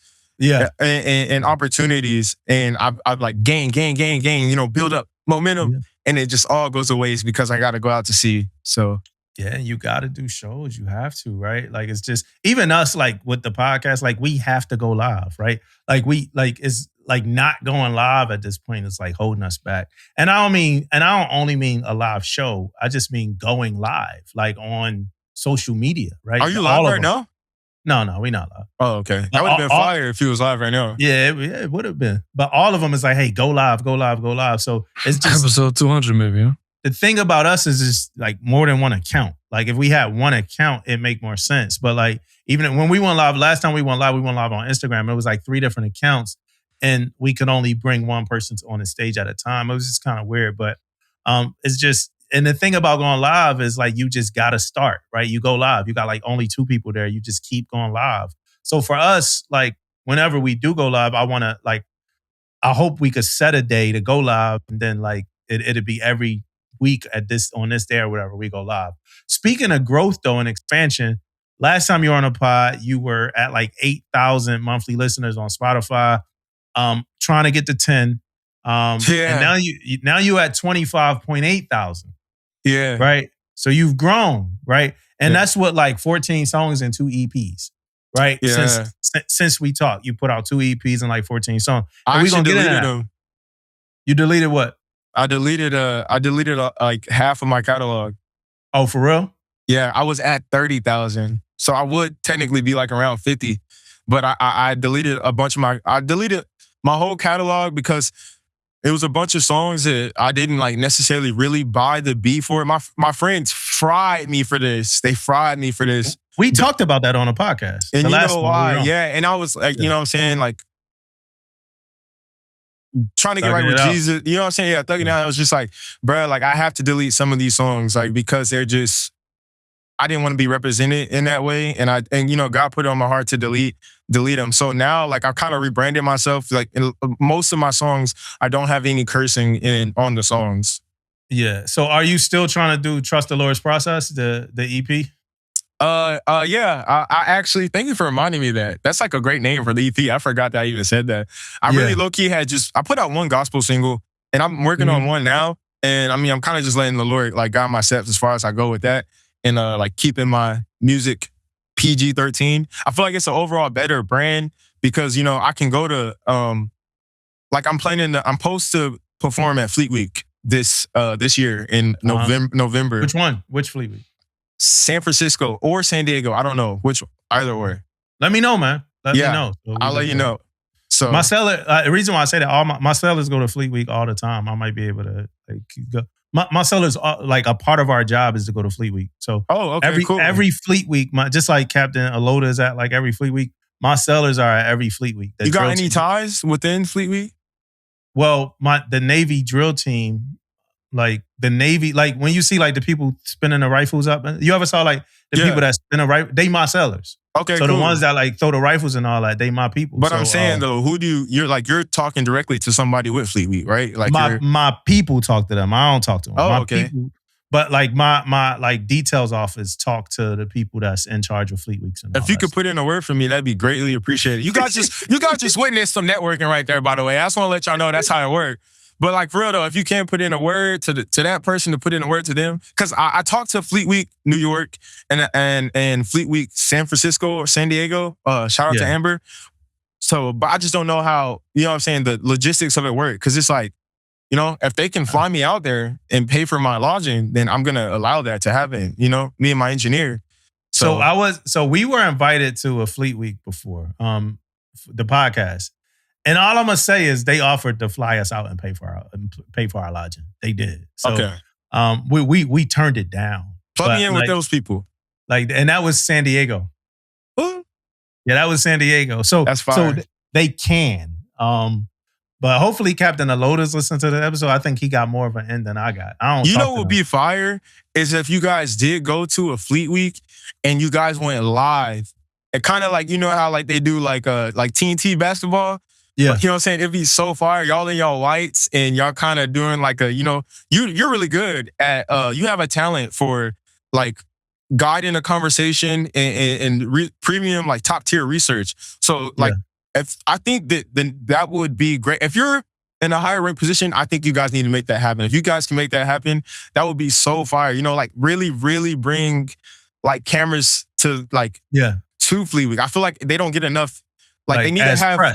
They need to have different press. Like they need to have like something, like it needs to be like more hype. They need to take advantage of the opportunity of having, you know what I'm saying, somebody like it's y'all that are in the military. That'd be God. Cool. That needs to happen. Like that'd be cool. If they did like a press thing, that'd be cool. So speaking of like grinding it out and like, you know, taking advantage of opportunities and stuff like that. One of the things you talked about the last episode, and you went through the whole story, but a question I forgot to ask was, you opened up for Trey Songz. You talked about that. You gave us a story, classic story, funny story.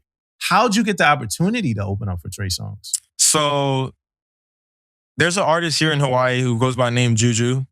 Uh-huh. And You know what I'm saying? He's a local brother, so he's like plugged in with the locals and everything. Like he's an MC. He had got the opportunity. I don't know how he got the opportunity. I think it's because he's an MC and he knows a lot of people here. A great MC, by the way. But me and him have a couple R&B songs together. We had like 2, and Trey Songz is an R&B artist. So I just kind of put myself in that position to be able to do that. And I waited like after the show. I think Juju left. Like he left, but me, I waited. I like chased down the car and everything. I told the story. And I waited to meet him, and it was cool meeting him in person. Cool dude. Yeah. Now back to your origins as far as with music. And I know you say you started music around the same time you started your military career, but you also said your dad said, let's make a song. And that was it from there. Was your dad an artist at some point in his life or something? I think my dad said that he like he did music. He had like a music group when he was like younger, but he never really like fully pursued it. He had too much life going on, Yeah. My dad's from the hood, so yeah, he a little crazy. Like, so he had like all like real life stuff going on. So he didn't really get into that, but he has been like, it is like my number one supporter though. Yeah. Now what we didn't talk about was Consuela Wright, your mom, right? Oh, we didn't. Oh, snaps. Yeah. One moment, man. Dang. Yeah, okay, cool. Dang, you really in there. Consuela. Yeah, Consuela, right? We didn't talk about her last time. Yeah. Your dad was your primary parent. Where was mom? So my mom was in my hometown, Hobbs, New Mexico.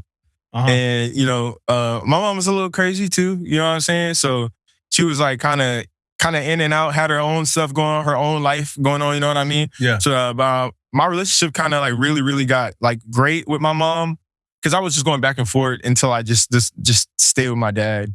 Was really like kind of when I like got into my senior year of high school, sophomore year of high school, you know what I'm saying? And that was when I realized that, like my parents went through a lot, because at that point I was having like long conversations, 2-3 hour conversations with my pops, and like those long conversations with my mom, and like just realizing like how much pain and unfairness and everything that, how cruel life was for her. So but I talk to my mom every day now, you know what I'm saying? That's like my best friend, and so that's where she was at pretty much with it. But my mom told me that when she was pregnant with me, that she always sung, and she would always sing to me. So she just thinks it's funny that, you know what I'm saying, like now I'm doing my music thing. And now every now and then my mom would call me and she'll just sing to me. or she'll make me sing to her, like especially like my gospel song. Like I just, the other day, she just called me and she just asked me to sing it to her. And I was like, Mom, like you can go listen to the song. She's like, no, she want to hear it from me. Yeah. So it's kind of like a little cool thing that me and my mom got. But yeah, that's pretty much what's going on.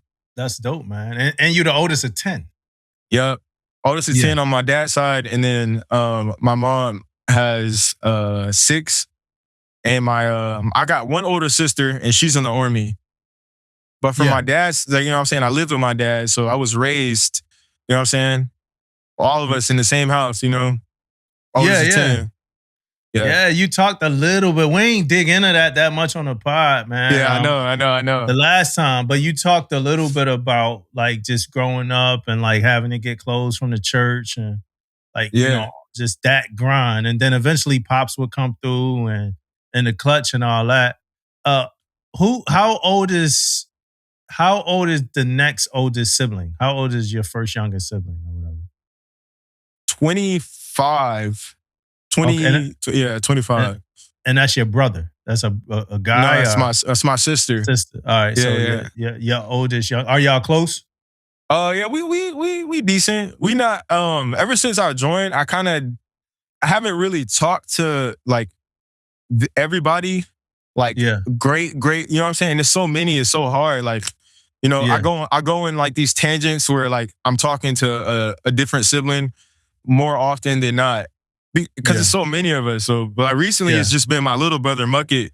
He's about to graduate, and I'm trying to get him to join the military. Because I seen what it done for me. So I'm trying to get the same thing to happen to him. So, but my younger siblings, they don't be wanting to hear what I got to say, because I'll be trying to drop. Now, you know what I mean? Like, hey, what you doing? You need to join. What you need? You got to join. Like, what you doing? You got to join. So, yeah. But recently, I've been close with my fourth youngest of my dad, I think. We just been playing video games together. And so, and my sisters, my twin sisters, they might come move with me, maybe, depending on if I can find. How's growing up with 10 younger siblings? I think it was just, I'm glad that it happened, but it was kind of, I don't really know how to explain it. It just kind of made me like a little bit more responsible. I feel like I didn't really, I couldn't join no basketball club, you know what I mean? Or like couldn't really do anything too crazy, Like I kind of was just like, I learned how to cook, was learning how to clean, do laundry, and like, you know what I'm saying? It was never a dull moment. Like we had our own fun doing our own thing. But yeah, I never really like had like too much, like the younger part of my childhood, Like I think I got like the harder from my dad. So like now when my dad be disciplined, and I'm like, Dad, what you doing? Like he used to whoop my ass. Like what they doing? Like why that's common though. Like if you got who you are when you're young with kids compared to when you were middle age. Like my kids right now, they look at me, you ain't gonna talk to her like that? What's going on? That was me. You had his face down the pavement. What's up? I was like, hey man, well, I'm calm now. That's messed up, Dad. That's crazy though. That's not fair. How they get the cooler you? You know what I'm saying? Hey man, calm down, man. How many rooms was in the house? We moved like every 2 years almost. So yeah, usually it'd be 3. Damn. Yeah, so me and my brother, but when I was younger though, I used to sleep in a bed with all my siblings. Like you know how like you gotta like how the shoes come and like your boots come in the box. That's how we used to lay. Head, feet. Our knees up. This is when I was small. This is like when I was like in elementary school. Yeah. You know what I mean? And then, obviously the older we got, we had to like upgrade. So then like all the boys. But then by the time I left, they had it good. Like my dad got like a 4-bedroom house. Somebody got their own room. I was like, man, yeah. Oh, yeah. Yeah. Hey, so question for you. We had a great conversation. I'm telling the listeners, y'all gotta go back. This is like a classic frame, like a 20-minute conversation about leadership. We had a really good conversation about leadership from our last episode. A question I got for you is, how is ours to write the leader? I haven't really ran into I feel like I haven't had the opportunity yet. Oh, not yet? You ain't get a junior seller yet? Not yet. Like I haven't really got like an opportunity. I feel like I'm so personable. Like a RS3, like underneath me is kind of like, I can see a little bit of difference. Like this RS3 that I work with now, RS3 Ferguson, she cool as hell. Yeah. Sometimes we talk about things and my perspective is different from hers. And what I see I'm gonna have to work on is like trying to get younger sailors than me to think in the mindset that I'm thinking of like, like why is Chief is this, Chief is that, you know what I'm saying? I'm thinking like, oh, well, in my mind, I'm thinking like, why is he like that? Oh, he probably did that because of this. Or, you know what I'm saying? I'm thinking of like different scenarios, I'm not just so fast set on boom. Yeah. Cause like, I'll tell you, I'm sorry, Chief Davis. So I got voluntold to go to some 4th of July event thing and put on my whites. I hate putting on my whites, especially after, because we had a change of command coming up. And like, I just dropped them off at the next. You know what I mean? Anytime, for me, I'm lazy. After I wear my whites one time, I take them right back to the next. I do not play that game. Like, I'm not going to be wrinkled. Like, I don't play that. I just take them right back to the next. And I was so mad.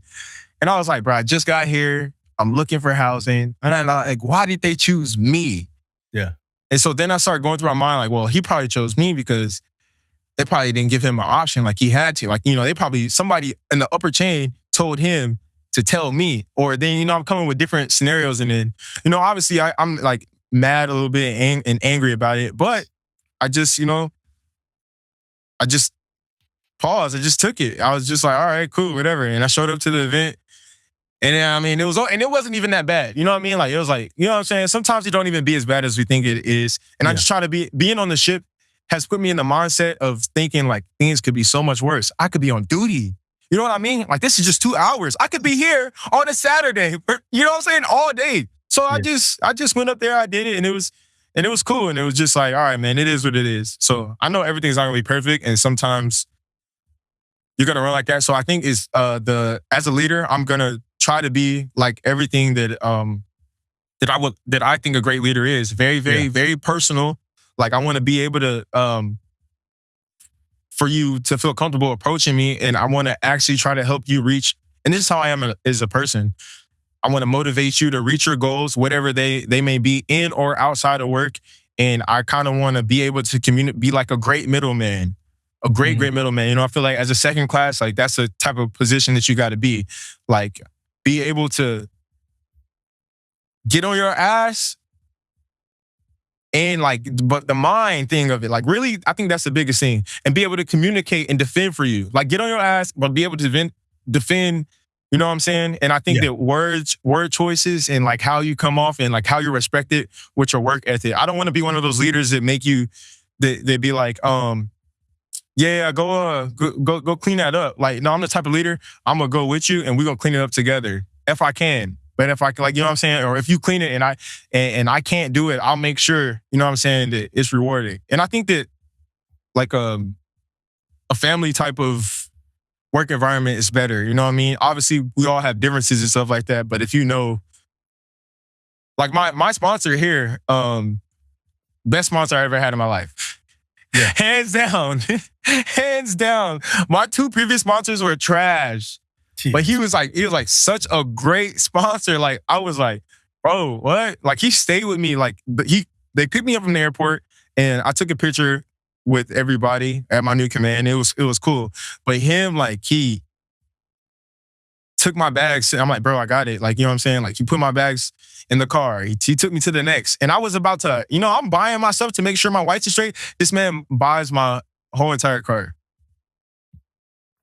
Oh, he's a great sponsor. Sound like Diddy. Sound like Diddy. That sound like Diddy and 50. Remember when Diddy told 50? Remember when Diddy told 50 he could take him shopping or whatever? Like, yeah, I'll take him shopping. I just remember Fab was like, yo, what were you talking about? Yo, nah, wait, yo, nah. I'm just saying, like, it was like we went straight to the next, like we went to go get something to eat, bro. Dude paid for my food. I was like, bro, it's cool. It's cool.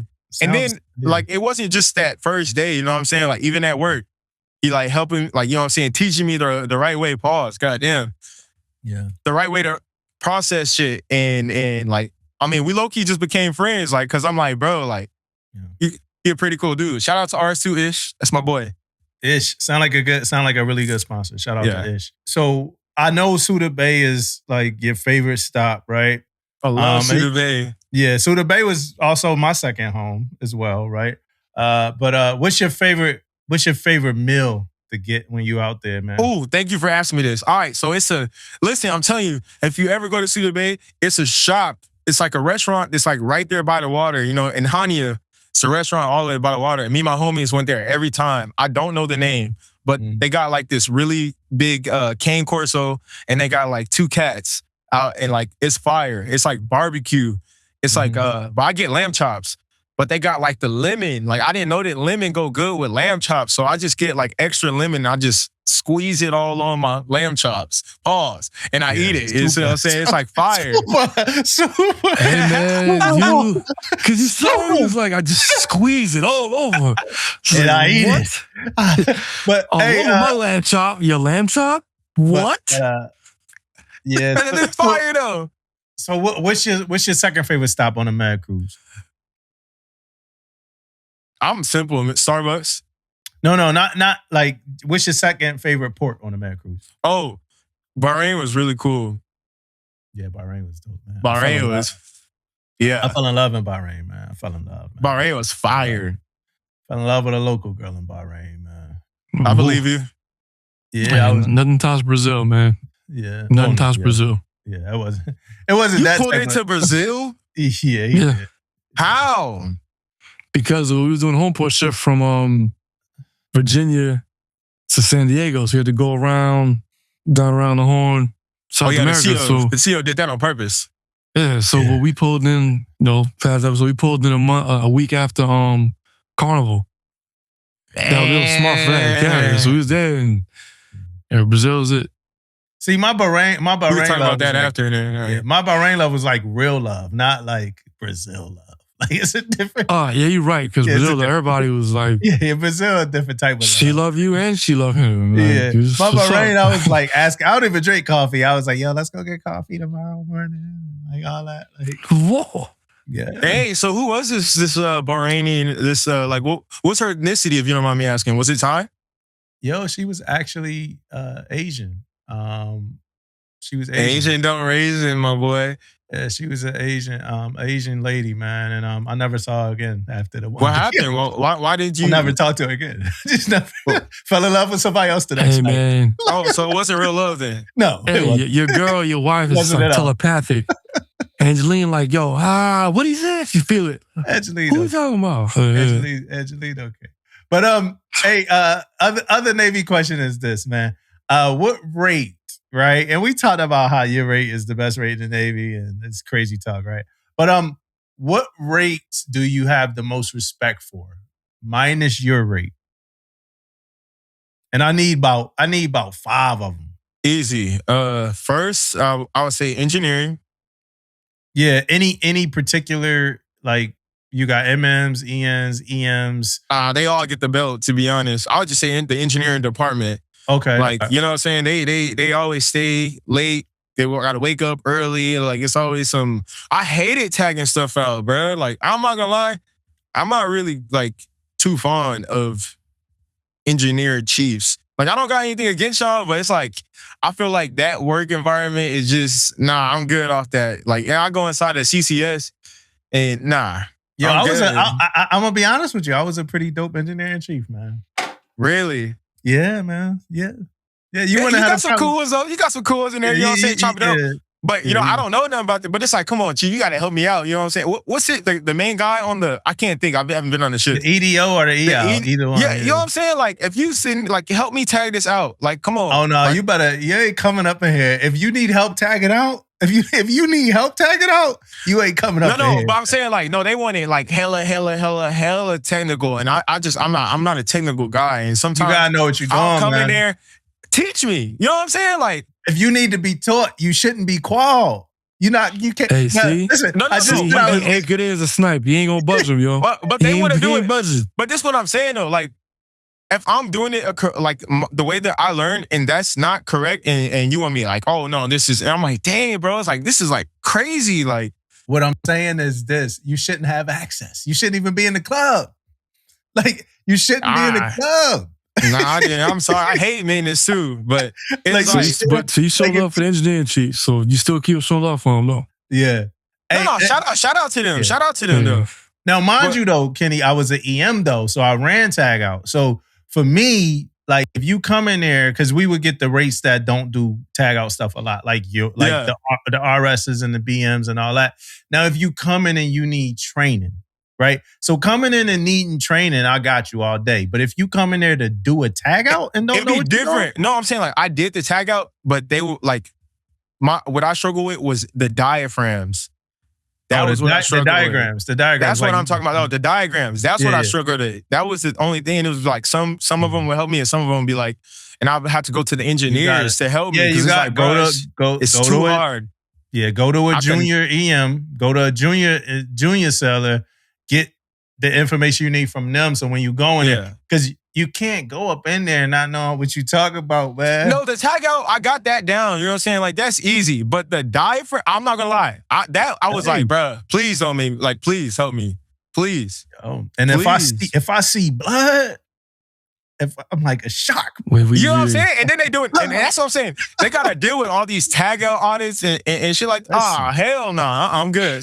I'm sorry. If you are an engineer, you got my respect. I'm seeing trauma in your face. Like, tag, hell no, I ain't doing that. I want you to have a healthy fear when you come up in there and when it comes. Like, I'm telling you, Kenny, like, we've been on the same shit. Me being an EM, we could have rapped, talked, had great times about TV shows, music, all that shit. When you come in that space, you better know, like, hey, EMC McCullough, he ain't fucking around when it come to these tags, man. I need to have my shit together, right? And that's just what it was, man. And I understand.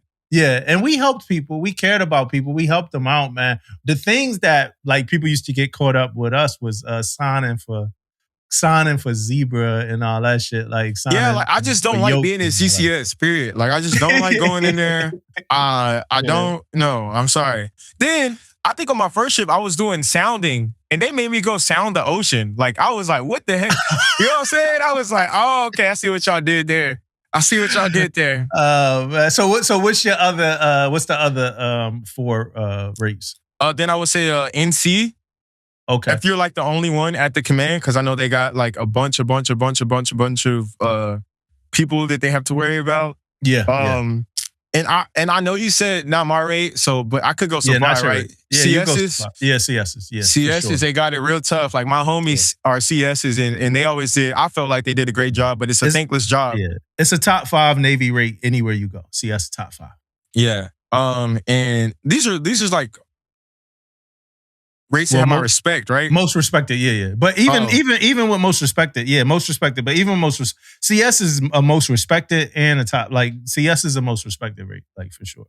Yeah. Then I respect my BMs. You know what I'm saying? For y'all doing all that. The BMs on my boat, they was cool. They would help me like tie stuff up and we had to share a storeroom, so I would actually get a lot of help from them from like tying stuff up. So shout out to the BMs, especially if y'all helping a young man like myself. See, I was a network king. I would just be like, I'm not good at this. You are good at this. What can I do to make you do this? Let's come to agreement.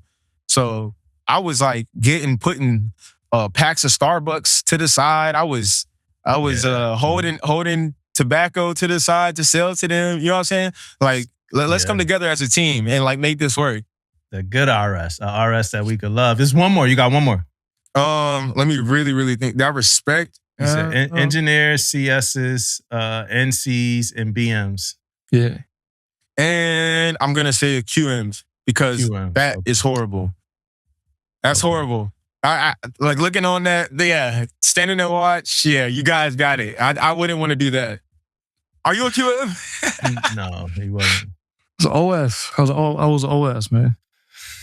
I love QMs, but some bullshit, man. Yeah, you saw his face like he like, what? OS? Yeah. Ain't your beloved uncle OS, man? He is. So what's up? It's competition. Let me say this. Now, I personally have had a long debates about OSs. Like, it's like, bruh, like when I got my pen, I realized it, and I was in there. I realized that y'all don't really do shit. Y'all just be in there chilling in the AC. Then y'all want to make it seem like both. Yeah, that's why I said it's competition. It's competition. It's a rate that do less than his rate. Yeah, they want to make it seem like I'm like, bro, y'all job is not that hard. Y'all literally just stand your little watch. Nope, not a little watch. In the sky, on the surface, under the surface. For sure. And NSFS, all that, man. That's what they do. They do. Yeah, Air control. Tell you what, fall, go man overboard. Who will get you? Quartermaster OS, all right, cool. Collisions. Hey, man, just... But y'all not going to have the energy to do that if y'all don't got RSs on board. That vending machine not filled or the ship store not open. Respect it. Yeah, your fuel to the whole command. But seriously, though, I'm not going to lie. Hold on. I don't have QMs, though. I don't. But OSs... You got big bro, little bro. So that's what it is. I guess. I don't know. But they got to go do the flags. They got, like, you know what I mean? I was actually really, really, really close with QMs. I was close with QMs on my shit. And, like, they kind of opened my eyes to, like, the bullshit they got to go through. But OSs, I just feel like, bro, like, if your chain of command is good, obviously, your chain of command really can determine, like, your work schedule and how bad it is and, like, how many people you have. But if it's good, though, it's good. But it could be bad, obviously. But I'm just saying, like, I just don't like how OSs make it seem like their job's so hard when they just, it's not that hard, in my opinion. So here's a question, Aaron. Is the majority of y'all job, like the bulk of the heavy lifting of the OS rating, is it underway? Underway. I'm going to keep it a buck 1,000. Yeah.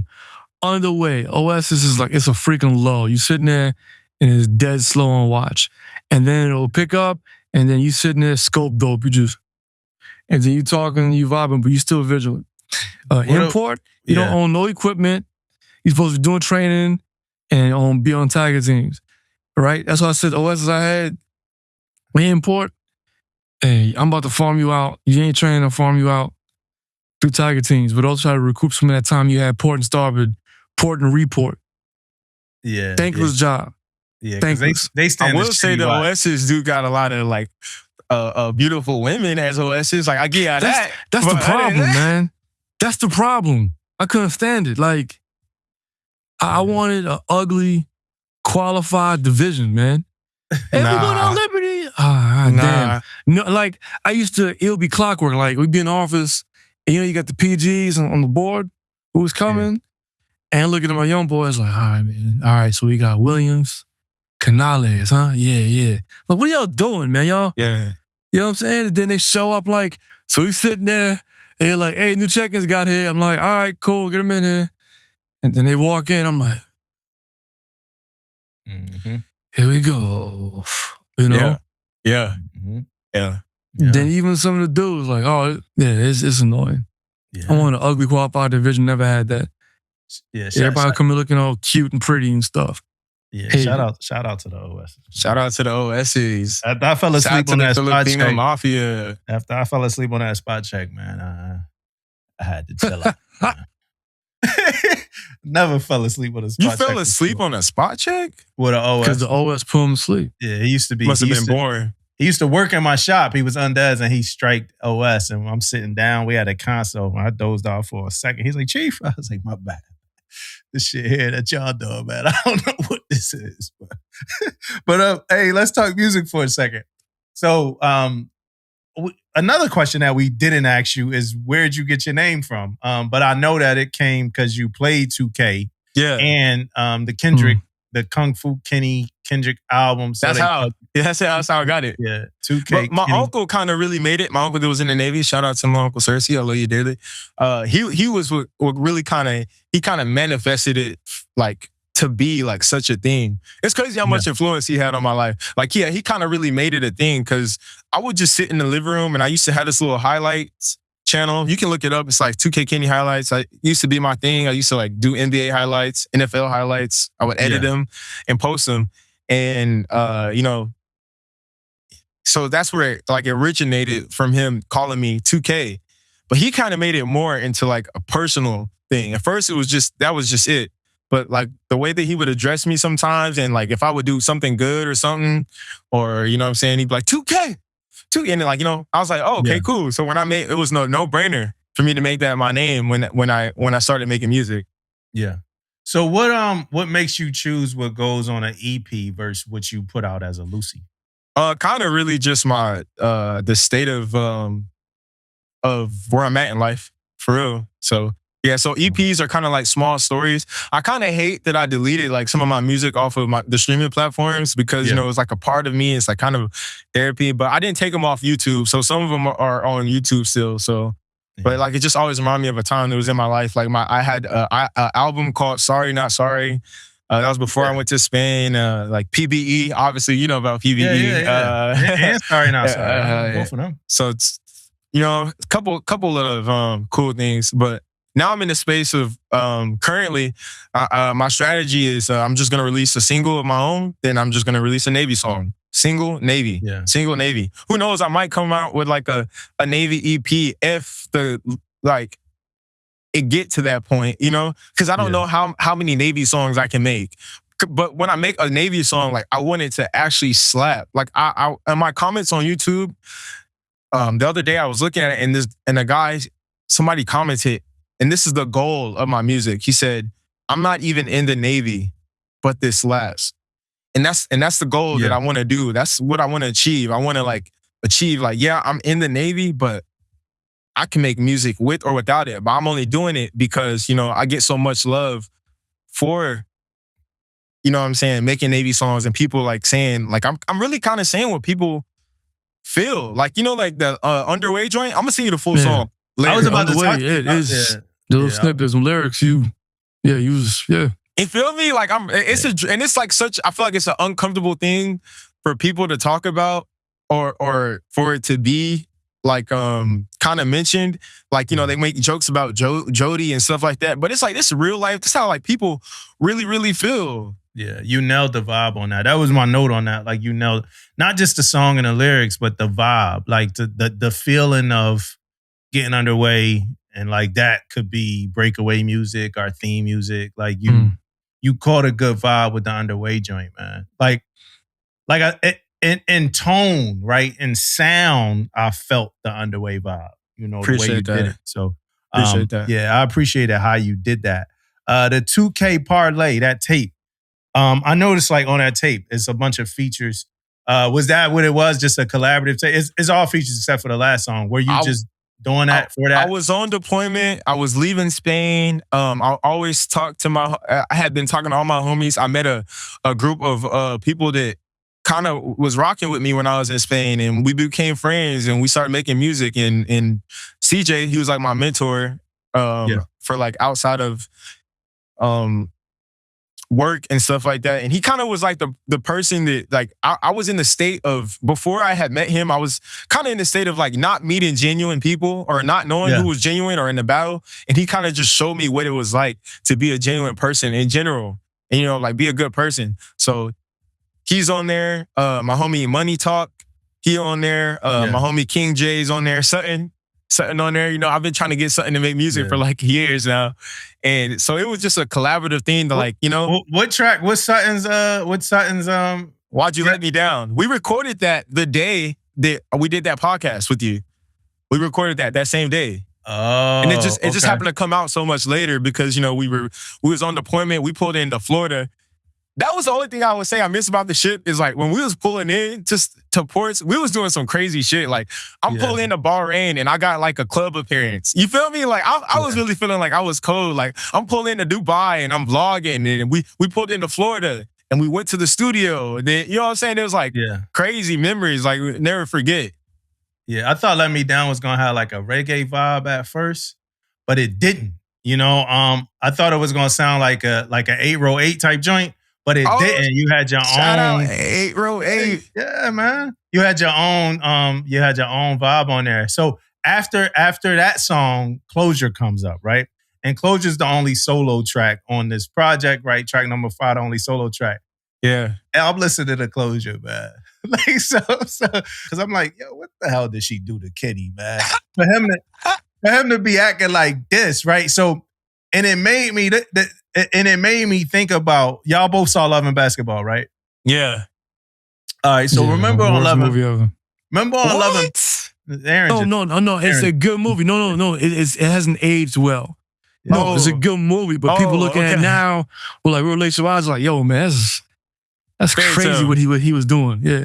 Remember on Love and Basketball, right? He found out his pop was cheating on his mom, right? So now he distraught about this shit. He fucked up off this shit, right? So he goes and all we know, right, is that he's sitting on the bleachers and he talking to, what was her name? Monica? Q and Monica? So Q's talking to Monica on the bleachers and it's late, bro. It's already late. It's damn near 11. And remember, she got a curfew. Now, mind you, she gave him time, right? They were talking already, right? Realized she running late. Like, oh shit, I'm running late. And since she realized she running late, this what she said. She's like, can we walk and talk? And he like, nah, I just want to chill here, right? So she told him she had 11 o'clock curfew. Then she offered to stay longer. She said, hey, I can stay with you a little bit longer. And then he was like, it's cool. Then she apologized. And then she asked him to call her and told him that she would stay up and wait for his call so they could talk about this shit. And he was still mad at her. Right? That's why he's the worst. People say, yo, man, it's a horror movie. So I think about that when I hear Closure. And he dunked on her. Yeah, he dunked on her. But when I hear Closure from Kenny, I'm like, what the hell did this girl do? Did she just do a Monica? I need to listen to that because I was going to go to your catalog. Was he really like going in? He like, yo, listen, man, she ain't really want to rock with me then. So like now I'm up and I'm blocking her out of my life, yo. I'm done with you. That's kind of what the song about, right? Yeah, kind of just like, yeah. And she's coming back, like she's on some like, cause when you older and you like over 30 or whatever, you gonna give her a chance to come back. Like you gonna say, like she Well, gonna say, is the comeback even genuine though? Like it sound good. It's not even genuine though. Like see, when you older, relationships ain't that. If you got the world ahead of you, when you younger, you could think about that. When you older, you just happy to have something at the house cooking something, man. I feel that. We gonna figure that part out later. Just come on back, man. When you young, you like, I could go here, and here. Like right now, I wouldn't know what to do if I was single right now. Like, if I was single right now, I wouldn't know where to go. Shit. You know, I wouldn't know. I mean, he had to, my man's had to figure it out. But like, I feel you. Yeah, he had to thug it out. He was thugging. But I wouldn't know where to go. I wouldn't like, I would have to holler at Aaron. Like, yo, what'd you do, man? How'd you get back on your feet? Whoa. Me? Yeah, why not? Nah, I'm like Kev on stage, man. I'm just chilling. I'm over here. For real? So I couldn't get no help from my friend. Yeah, I'd answer. Yeah, I mean, stop bullshit. Yeah, I can tell. Come on out, man. We going to what's your name? I'm gonna get you right back. I'm gonna get you. You kind of go on a 3-month while out, A bender. And you want to call it, man. It was in the wilderness. I was like, a moosh poosh? Like, what is that? Like, you just, next thing you know, you looking in the mirror. Yo, what am I doing? Yeah. It's just. Hey, so Kenny, so this is what said you looking at the mirror. You looking in the mirror. What am I doing with my life? Sweating, no shirt on, pouring cold water on your chest and shit. Come on. You got a splash of water on your face. Come on. Hey, so so you going out here, right? And you connecting with people. It's like it's two different things happening here, right? You making music, you on social media, you got uniforms on, you doing some Navy stuff. It's people connecting with you as a Navy seller that makes music. That's one world. But then you going out, you doing shows, you doing other things, and you marketing yourself. You putting out these EPs, and you marketing yourself as a artist, as a music artist, right? Mm-hmm. So you kind of existing in like two worlds to me as an upcoming artist. Mm-hmm. I think with the Navy people, like it's kind of set in stone on how you connect with them and how you get them to like be fans of your music. What about when you going out and you doing these performances? Are you doing things where people don't connect you to the Navy? How's that as an upcoming artist? Like how does it feel connecting with people and kind of winning them over that don't know about the Navy shit? Yeah, Las Vegas was amazing because that was when I had performed a couple. I got two different sides. I told you about the indie rock. I like doing that just because I don't want to follow the trend and just be stuck in R&B. And I genuinely like making like indie rock. Some people are mixed about it. Like even my homies, like Sutton, he's not necessarily an indie rock fan, but his songs get stuck. My song gets stuck in his head and he'll be singing them sometimes. And I'm like, oh, okay. You know what I'm saying? So all my homies, it's like a different type of vibe that I go for. And I think that's like kind of now hold on, I'm gonna get off topic. But so and the show in Las Vegas, everybody was just walking through. You know what I'm saying? They kind of wasn't really like sticking by the stage. Yeah. And the DJ, he wasn't really on cue like he was supposed to. He played somebody else's beat. Yeah. But I had to improvise, so I started freestyling. I could rap a little bit. And when I did that, that's when people started coming in. I was like, but I was talking to the DJ without like trying to make a dull moment. Cause there's people there. So I was like, I forgot what I said, but I was like, yo, this not my song, DJ. This not my song, DJ. Cut the nuts track on. Hey man, what y'all doing? Okay. You know what I'm saying? Like just start, you know what I'm saying? People start coming in, then they actually put my song on. And I think it's just the confidence that I display. And then I actually have, I'm not acting, in my music, and it kind of drew people in. And that's how I met people. And then I made a joke. I said I was ore farming, like making yourself seem important, I guess. Like I was walking with the camera. Obviously, people are looking at me. The guy got the camera on me. I was like, let's just walk through here with the camera. And I got the mic so people can see and they can follow. Yeah. And we ended up getting a group to follow us over there. Then after, you know what I mean? So, and I think that my lyrics and some of my songs it's the vibe and the lyrics and like and how I present myself. So that was cool. I actually gained a lot of supporters in Las Vegas when I did that show. It's insane. That's what's up. Vegas ain't a bad place to have support at either, man. Are you writing all the melodies on your own? Yeah. Recently, like I'm getting to a point to where like my lyrics, like I'm getting to a point where I have to upgrade.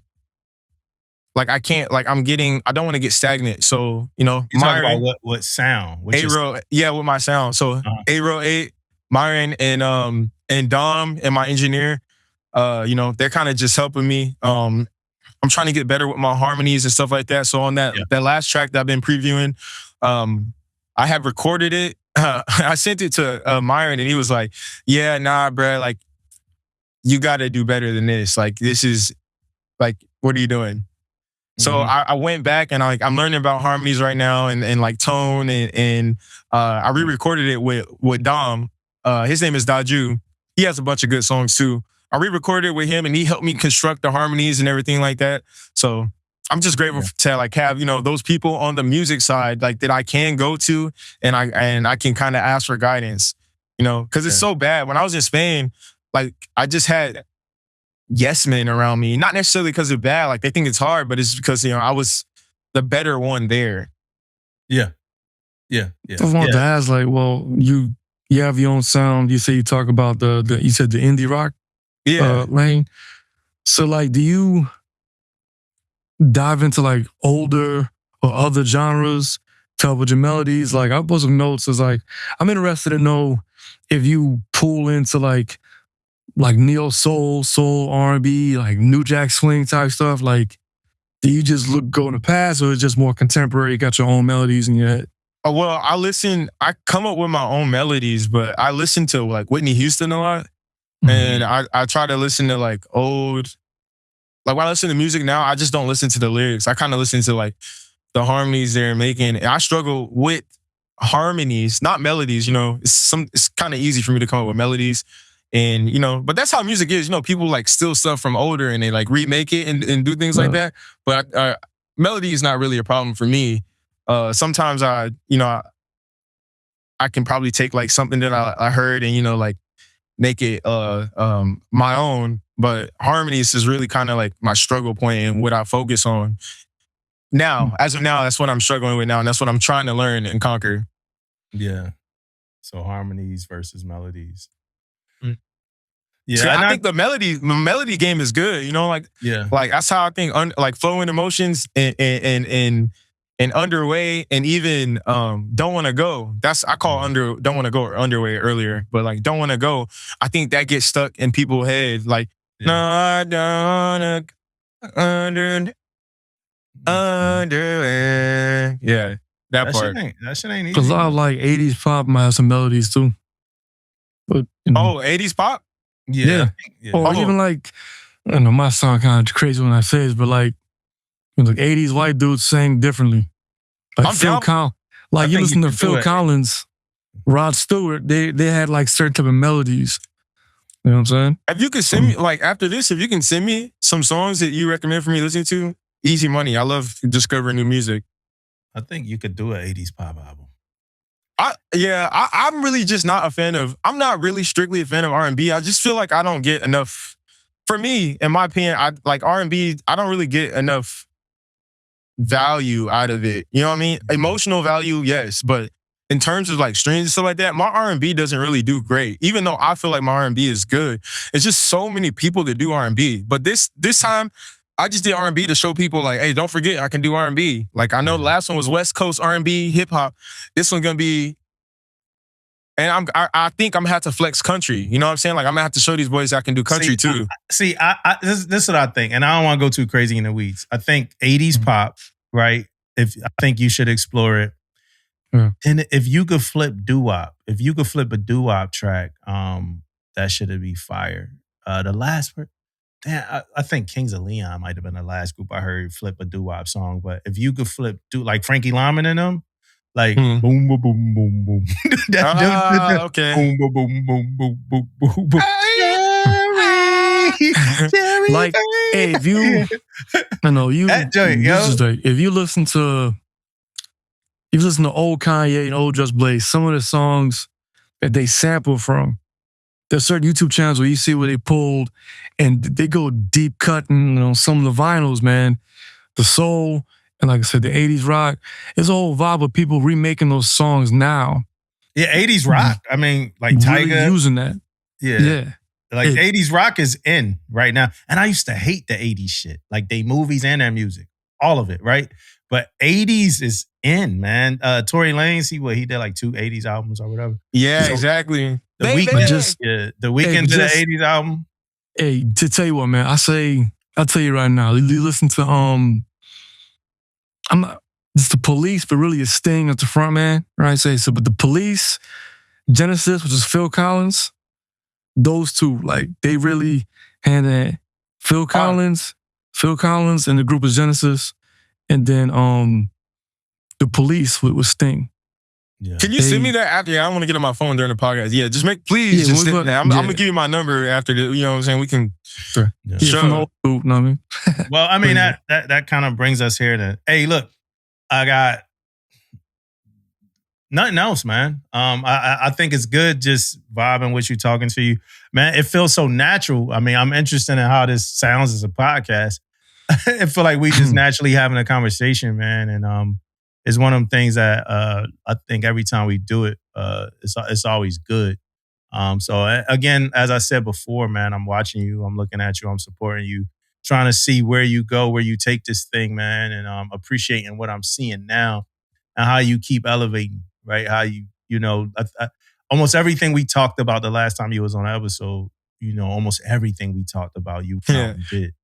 You went out and did it, man, and so congrats on that. Keep it up, Appreciate man. Keep doing the good stuff, man, and keep being plugged in. Because I think even outside of just us doing an episode, for the listeners, even outside of us doing an episode, we've established Kenny could call whenever he needs to. Yeah, I'm an answer. I think I reached out a couple of times too. Since then. Yeah, and that's on a professional side, and even if it was on a personal side, is what it is. What it is. So keep that, man, and keep plugging in with the people that's going to do you right, man. Well, I appreciate you, man. Appreciate it. Can I say a couple things? For sure. So I just want to let you know my goal. So my goal moving forward. So next time we have the podcast, is obviously I got to come back. Hopefully that by the next time I'm here, I would have performed at Fleet Week. Okay.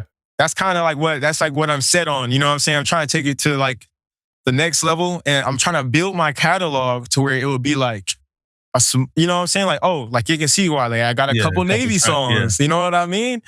And how further past that, I don't know. Not saying that I'm not looking at that, but I would love to like perform at Fleet Week. And another thing I want to say is if there is anybody out there that is like a legal man, or you know what I'm saying, somewhere in that, just to make sure that I'm covering my tracks and I'm covering my back, because I don't know who is actually like out to. I'm not saying that anybody is, but you know what I'm saying, I don't know if there is anybody out there that thinks that what I'm doing is bad or breaking rules and they want to see me fall, or like I don't know what kind of trouble that I will run into.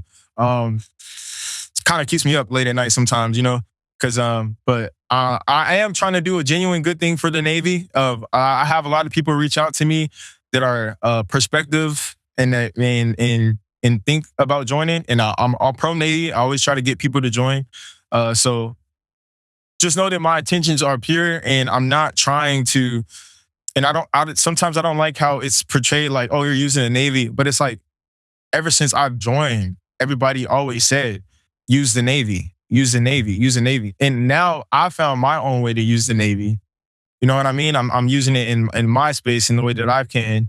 So, yeah, that's all I want to say. So if you are a legal man or something like that, and you can, or PAO, and you know what I'm saying, just reach out to me in DMs, and I can follow you back and we can talk it out, just to make sure, keeping an eye out for me to make sure that I'm not actually like breaking any rules or going too overboard crazy. But I actually think that Big Navy does support me, contrary to like popular opinions, people's opinion. I think they understand, like, I'm bringing a different flavor, Like, and I'm pretty sure there's going to be more of me. Like, I'm probably just like one of the first people to do it. I kind of, it's like a group of us, people that are in the Navy that are kind of doing the content in our own way. So shout out to Barrick Chef too. You know what I'm saying? He's like a chef and he be doing all kinds of workout. You actually should try to get him on your podcast. Yeah, you should check him out. Then there's Kush Jesus. You know what I'm saying? He kind of doing it his own way. I might be botching my boy's name, but I want to say Malik. You know what I'm saying? Like, so we all got, you know, our own flavor and we all support each other. The Navy do, you know, and yeah, we don't have ill intentions, and this is what it is. We're in 2026. You know what I'm saying? Yeah. This is like social media has moved this way and it's influenced, and I think that it's helping more than it's hurting.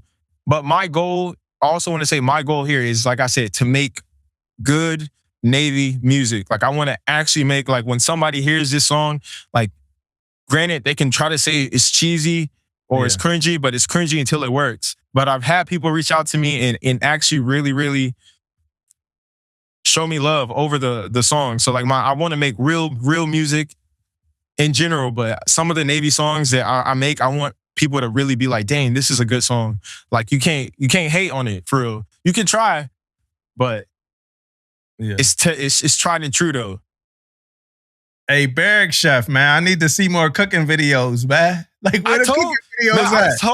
I told him to like to do more. He leaned more towards like the working out. So I was like, bro, you got to get back to the cooking, bro. Like that was a fire. That was I've never heard this cat. Now me either. I mean, right now, he's a cool, I see a genuine Glizzy person video. too. I see him with the hot dogs, the Mexican hot dog. He's a genuine. We were supposed to do content together when I was in San Diego, but it didn't line up. He's actually a genuine good person. I also think that you should bring on Kush Jesus. He has like a great personality. He's about fitness and he got his own. He's kind of similar to me. Like, you know, he got his own way. He got his own thing. He not necessarily like. Him. I'm familiar with him a little bit. You should get him. I think you should get him on the podcast too. I'm pretty sure he got some amazing things to say. Yeah, I'm familiar with him. He dope. I've seen him a few times. He's cool. Yeah, we might reach out to him. I might reach out to him. And he's always talking about leadership on his Instagram anyway. Yeah, I might actually reach out to him. I think that'd be a great, you know what I'm saying? Get some of these other influencers on here, like, you know what I'm saying? Like to really show what's up with it. And you've seen him too, Aaron, Kush G's. You've seen him too. He's popped up on a couple things, man. Yeah, he won't, as long as he don't jack up algorithm like the one thing with the fruit, man. I can't deal with that, man. No, he ain't gonna do that. It's a joke. I'm like, fruit. He ain't gonna do that. Oh, the grapefruit. That's wild. Yeah, but like I said, I mean, hey, keep doing what you're doing, man. And they know where they can find you, right? Everywhere is 2K Kenny, right? Yep, everywhere. YouTube, Instagram, Facebook is Kenny Wright. Apparently, hey, shout out to E5 and below. Group in the other Facebook group. I can't think of the name. Non-compliance or some shit. Non-compliance is wild. Hey, yo, I climbed my way up from the bottom in non-compliance and in the E5 and below group. You know what I'm saying? Like, shout out to the admin. They always approve my posts. They don't ever like disband anything. I think I responded to somebody like crazy one time and they deleted that comment because I was like, bro, you're not finna play with me. But shout out to them for always approving me and you know, they kind of got my Facebook popping. Like now my Facebook is hitting the algorithm. That's how my mom started seeing the hate. You know, my mom though, she don't got Instagram. Yeah, she got so she started. Yeah, you know, they way more brutal on Facebook than they are on TikTok. Facebook has us old crashy people on there, man. That's the issue, man. Yeah, who wake up at 6 in the morning like me and go on a rant and post something crazy. Hey, that's what we do, man. If you're talking shit about me or my music or whatever, or to anybody in general, and you're commenting from an anonymous account, I don't respect you. Hey, I've almost said, don't you done with the wrap up, man? Can you just, for me to you, like, I just want to thank you for the energy and sincerity that you have. You know, it's like you've been here enough time talking to someone like you kind of like, you pour life into some people by just your glow and your passion you speak of and how you're loving life and doing it, man. Like you talked about your pen, you said, yo, I did my thing, I'm grinding, I'm perfecting my craft, but not at the cost of my passion. So just keep doing that. To quote Damo, do not ever dim your light, ever, right? Appreciate And you that. know, you stay humble, but stay confident, right? Just don't make yourself small. The world try to do that enough. All right, so just keep doing that. Appreciate your time. Yeah, I look forward to building with you. Give you some music recommendations. The limited ones I have. That's All love. right, but just yeah, man. You got a new fan here, for real. Oh, much love, much love.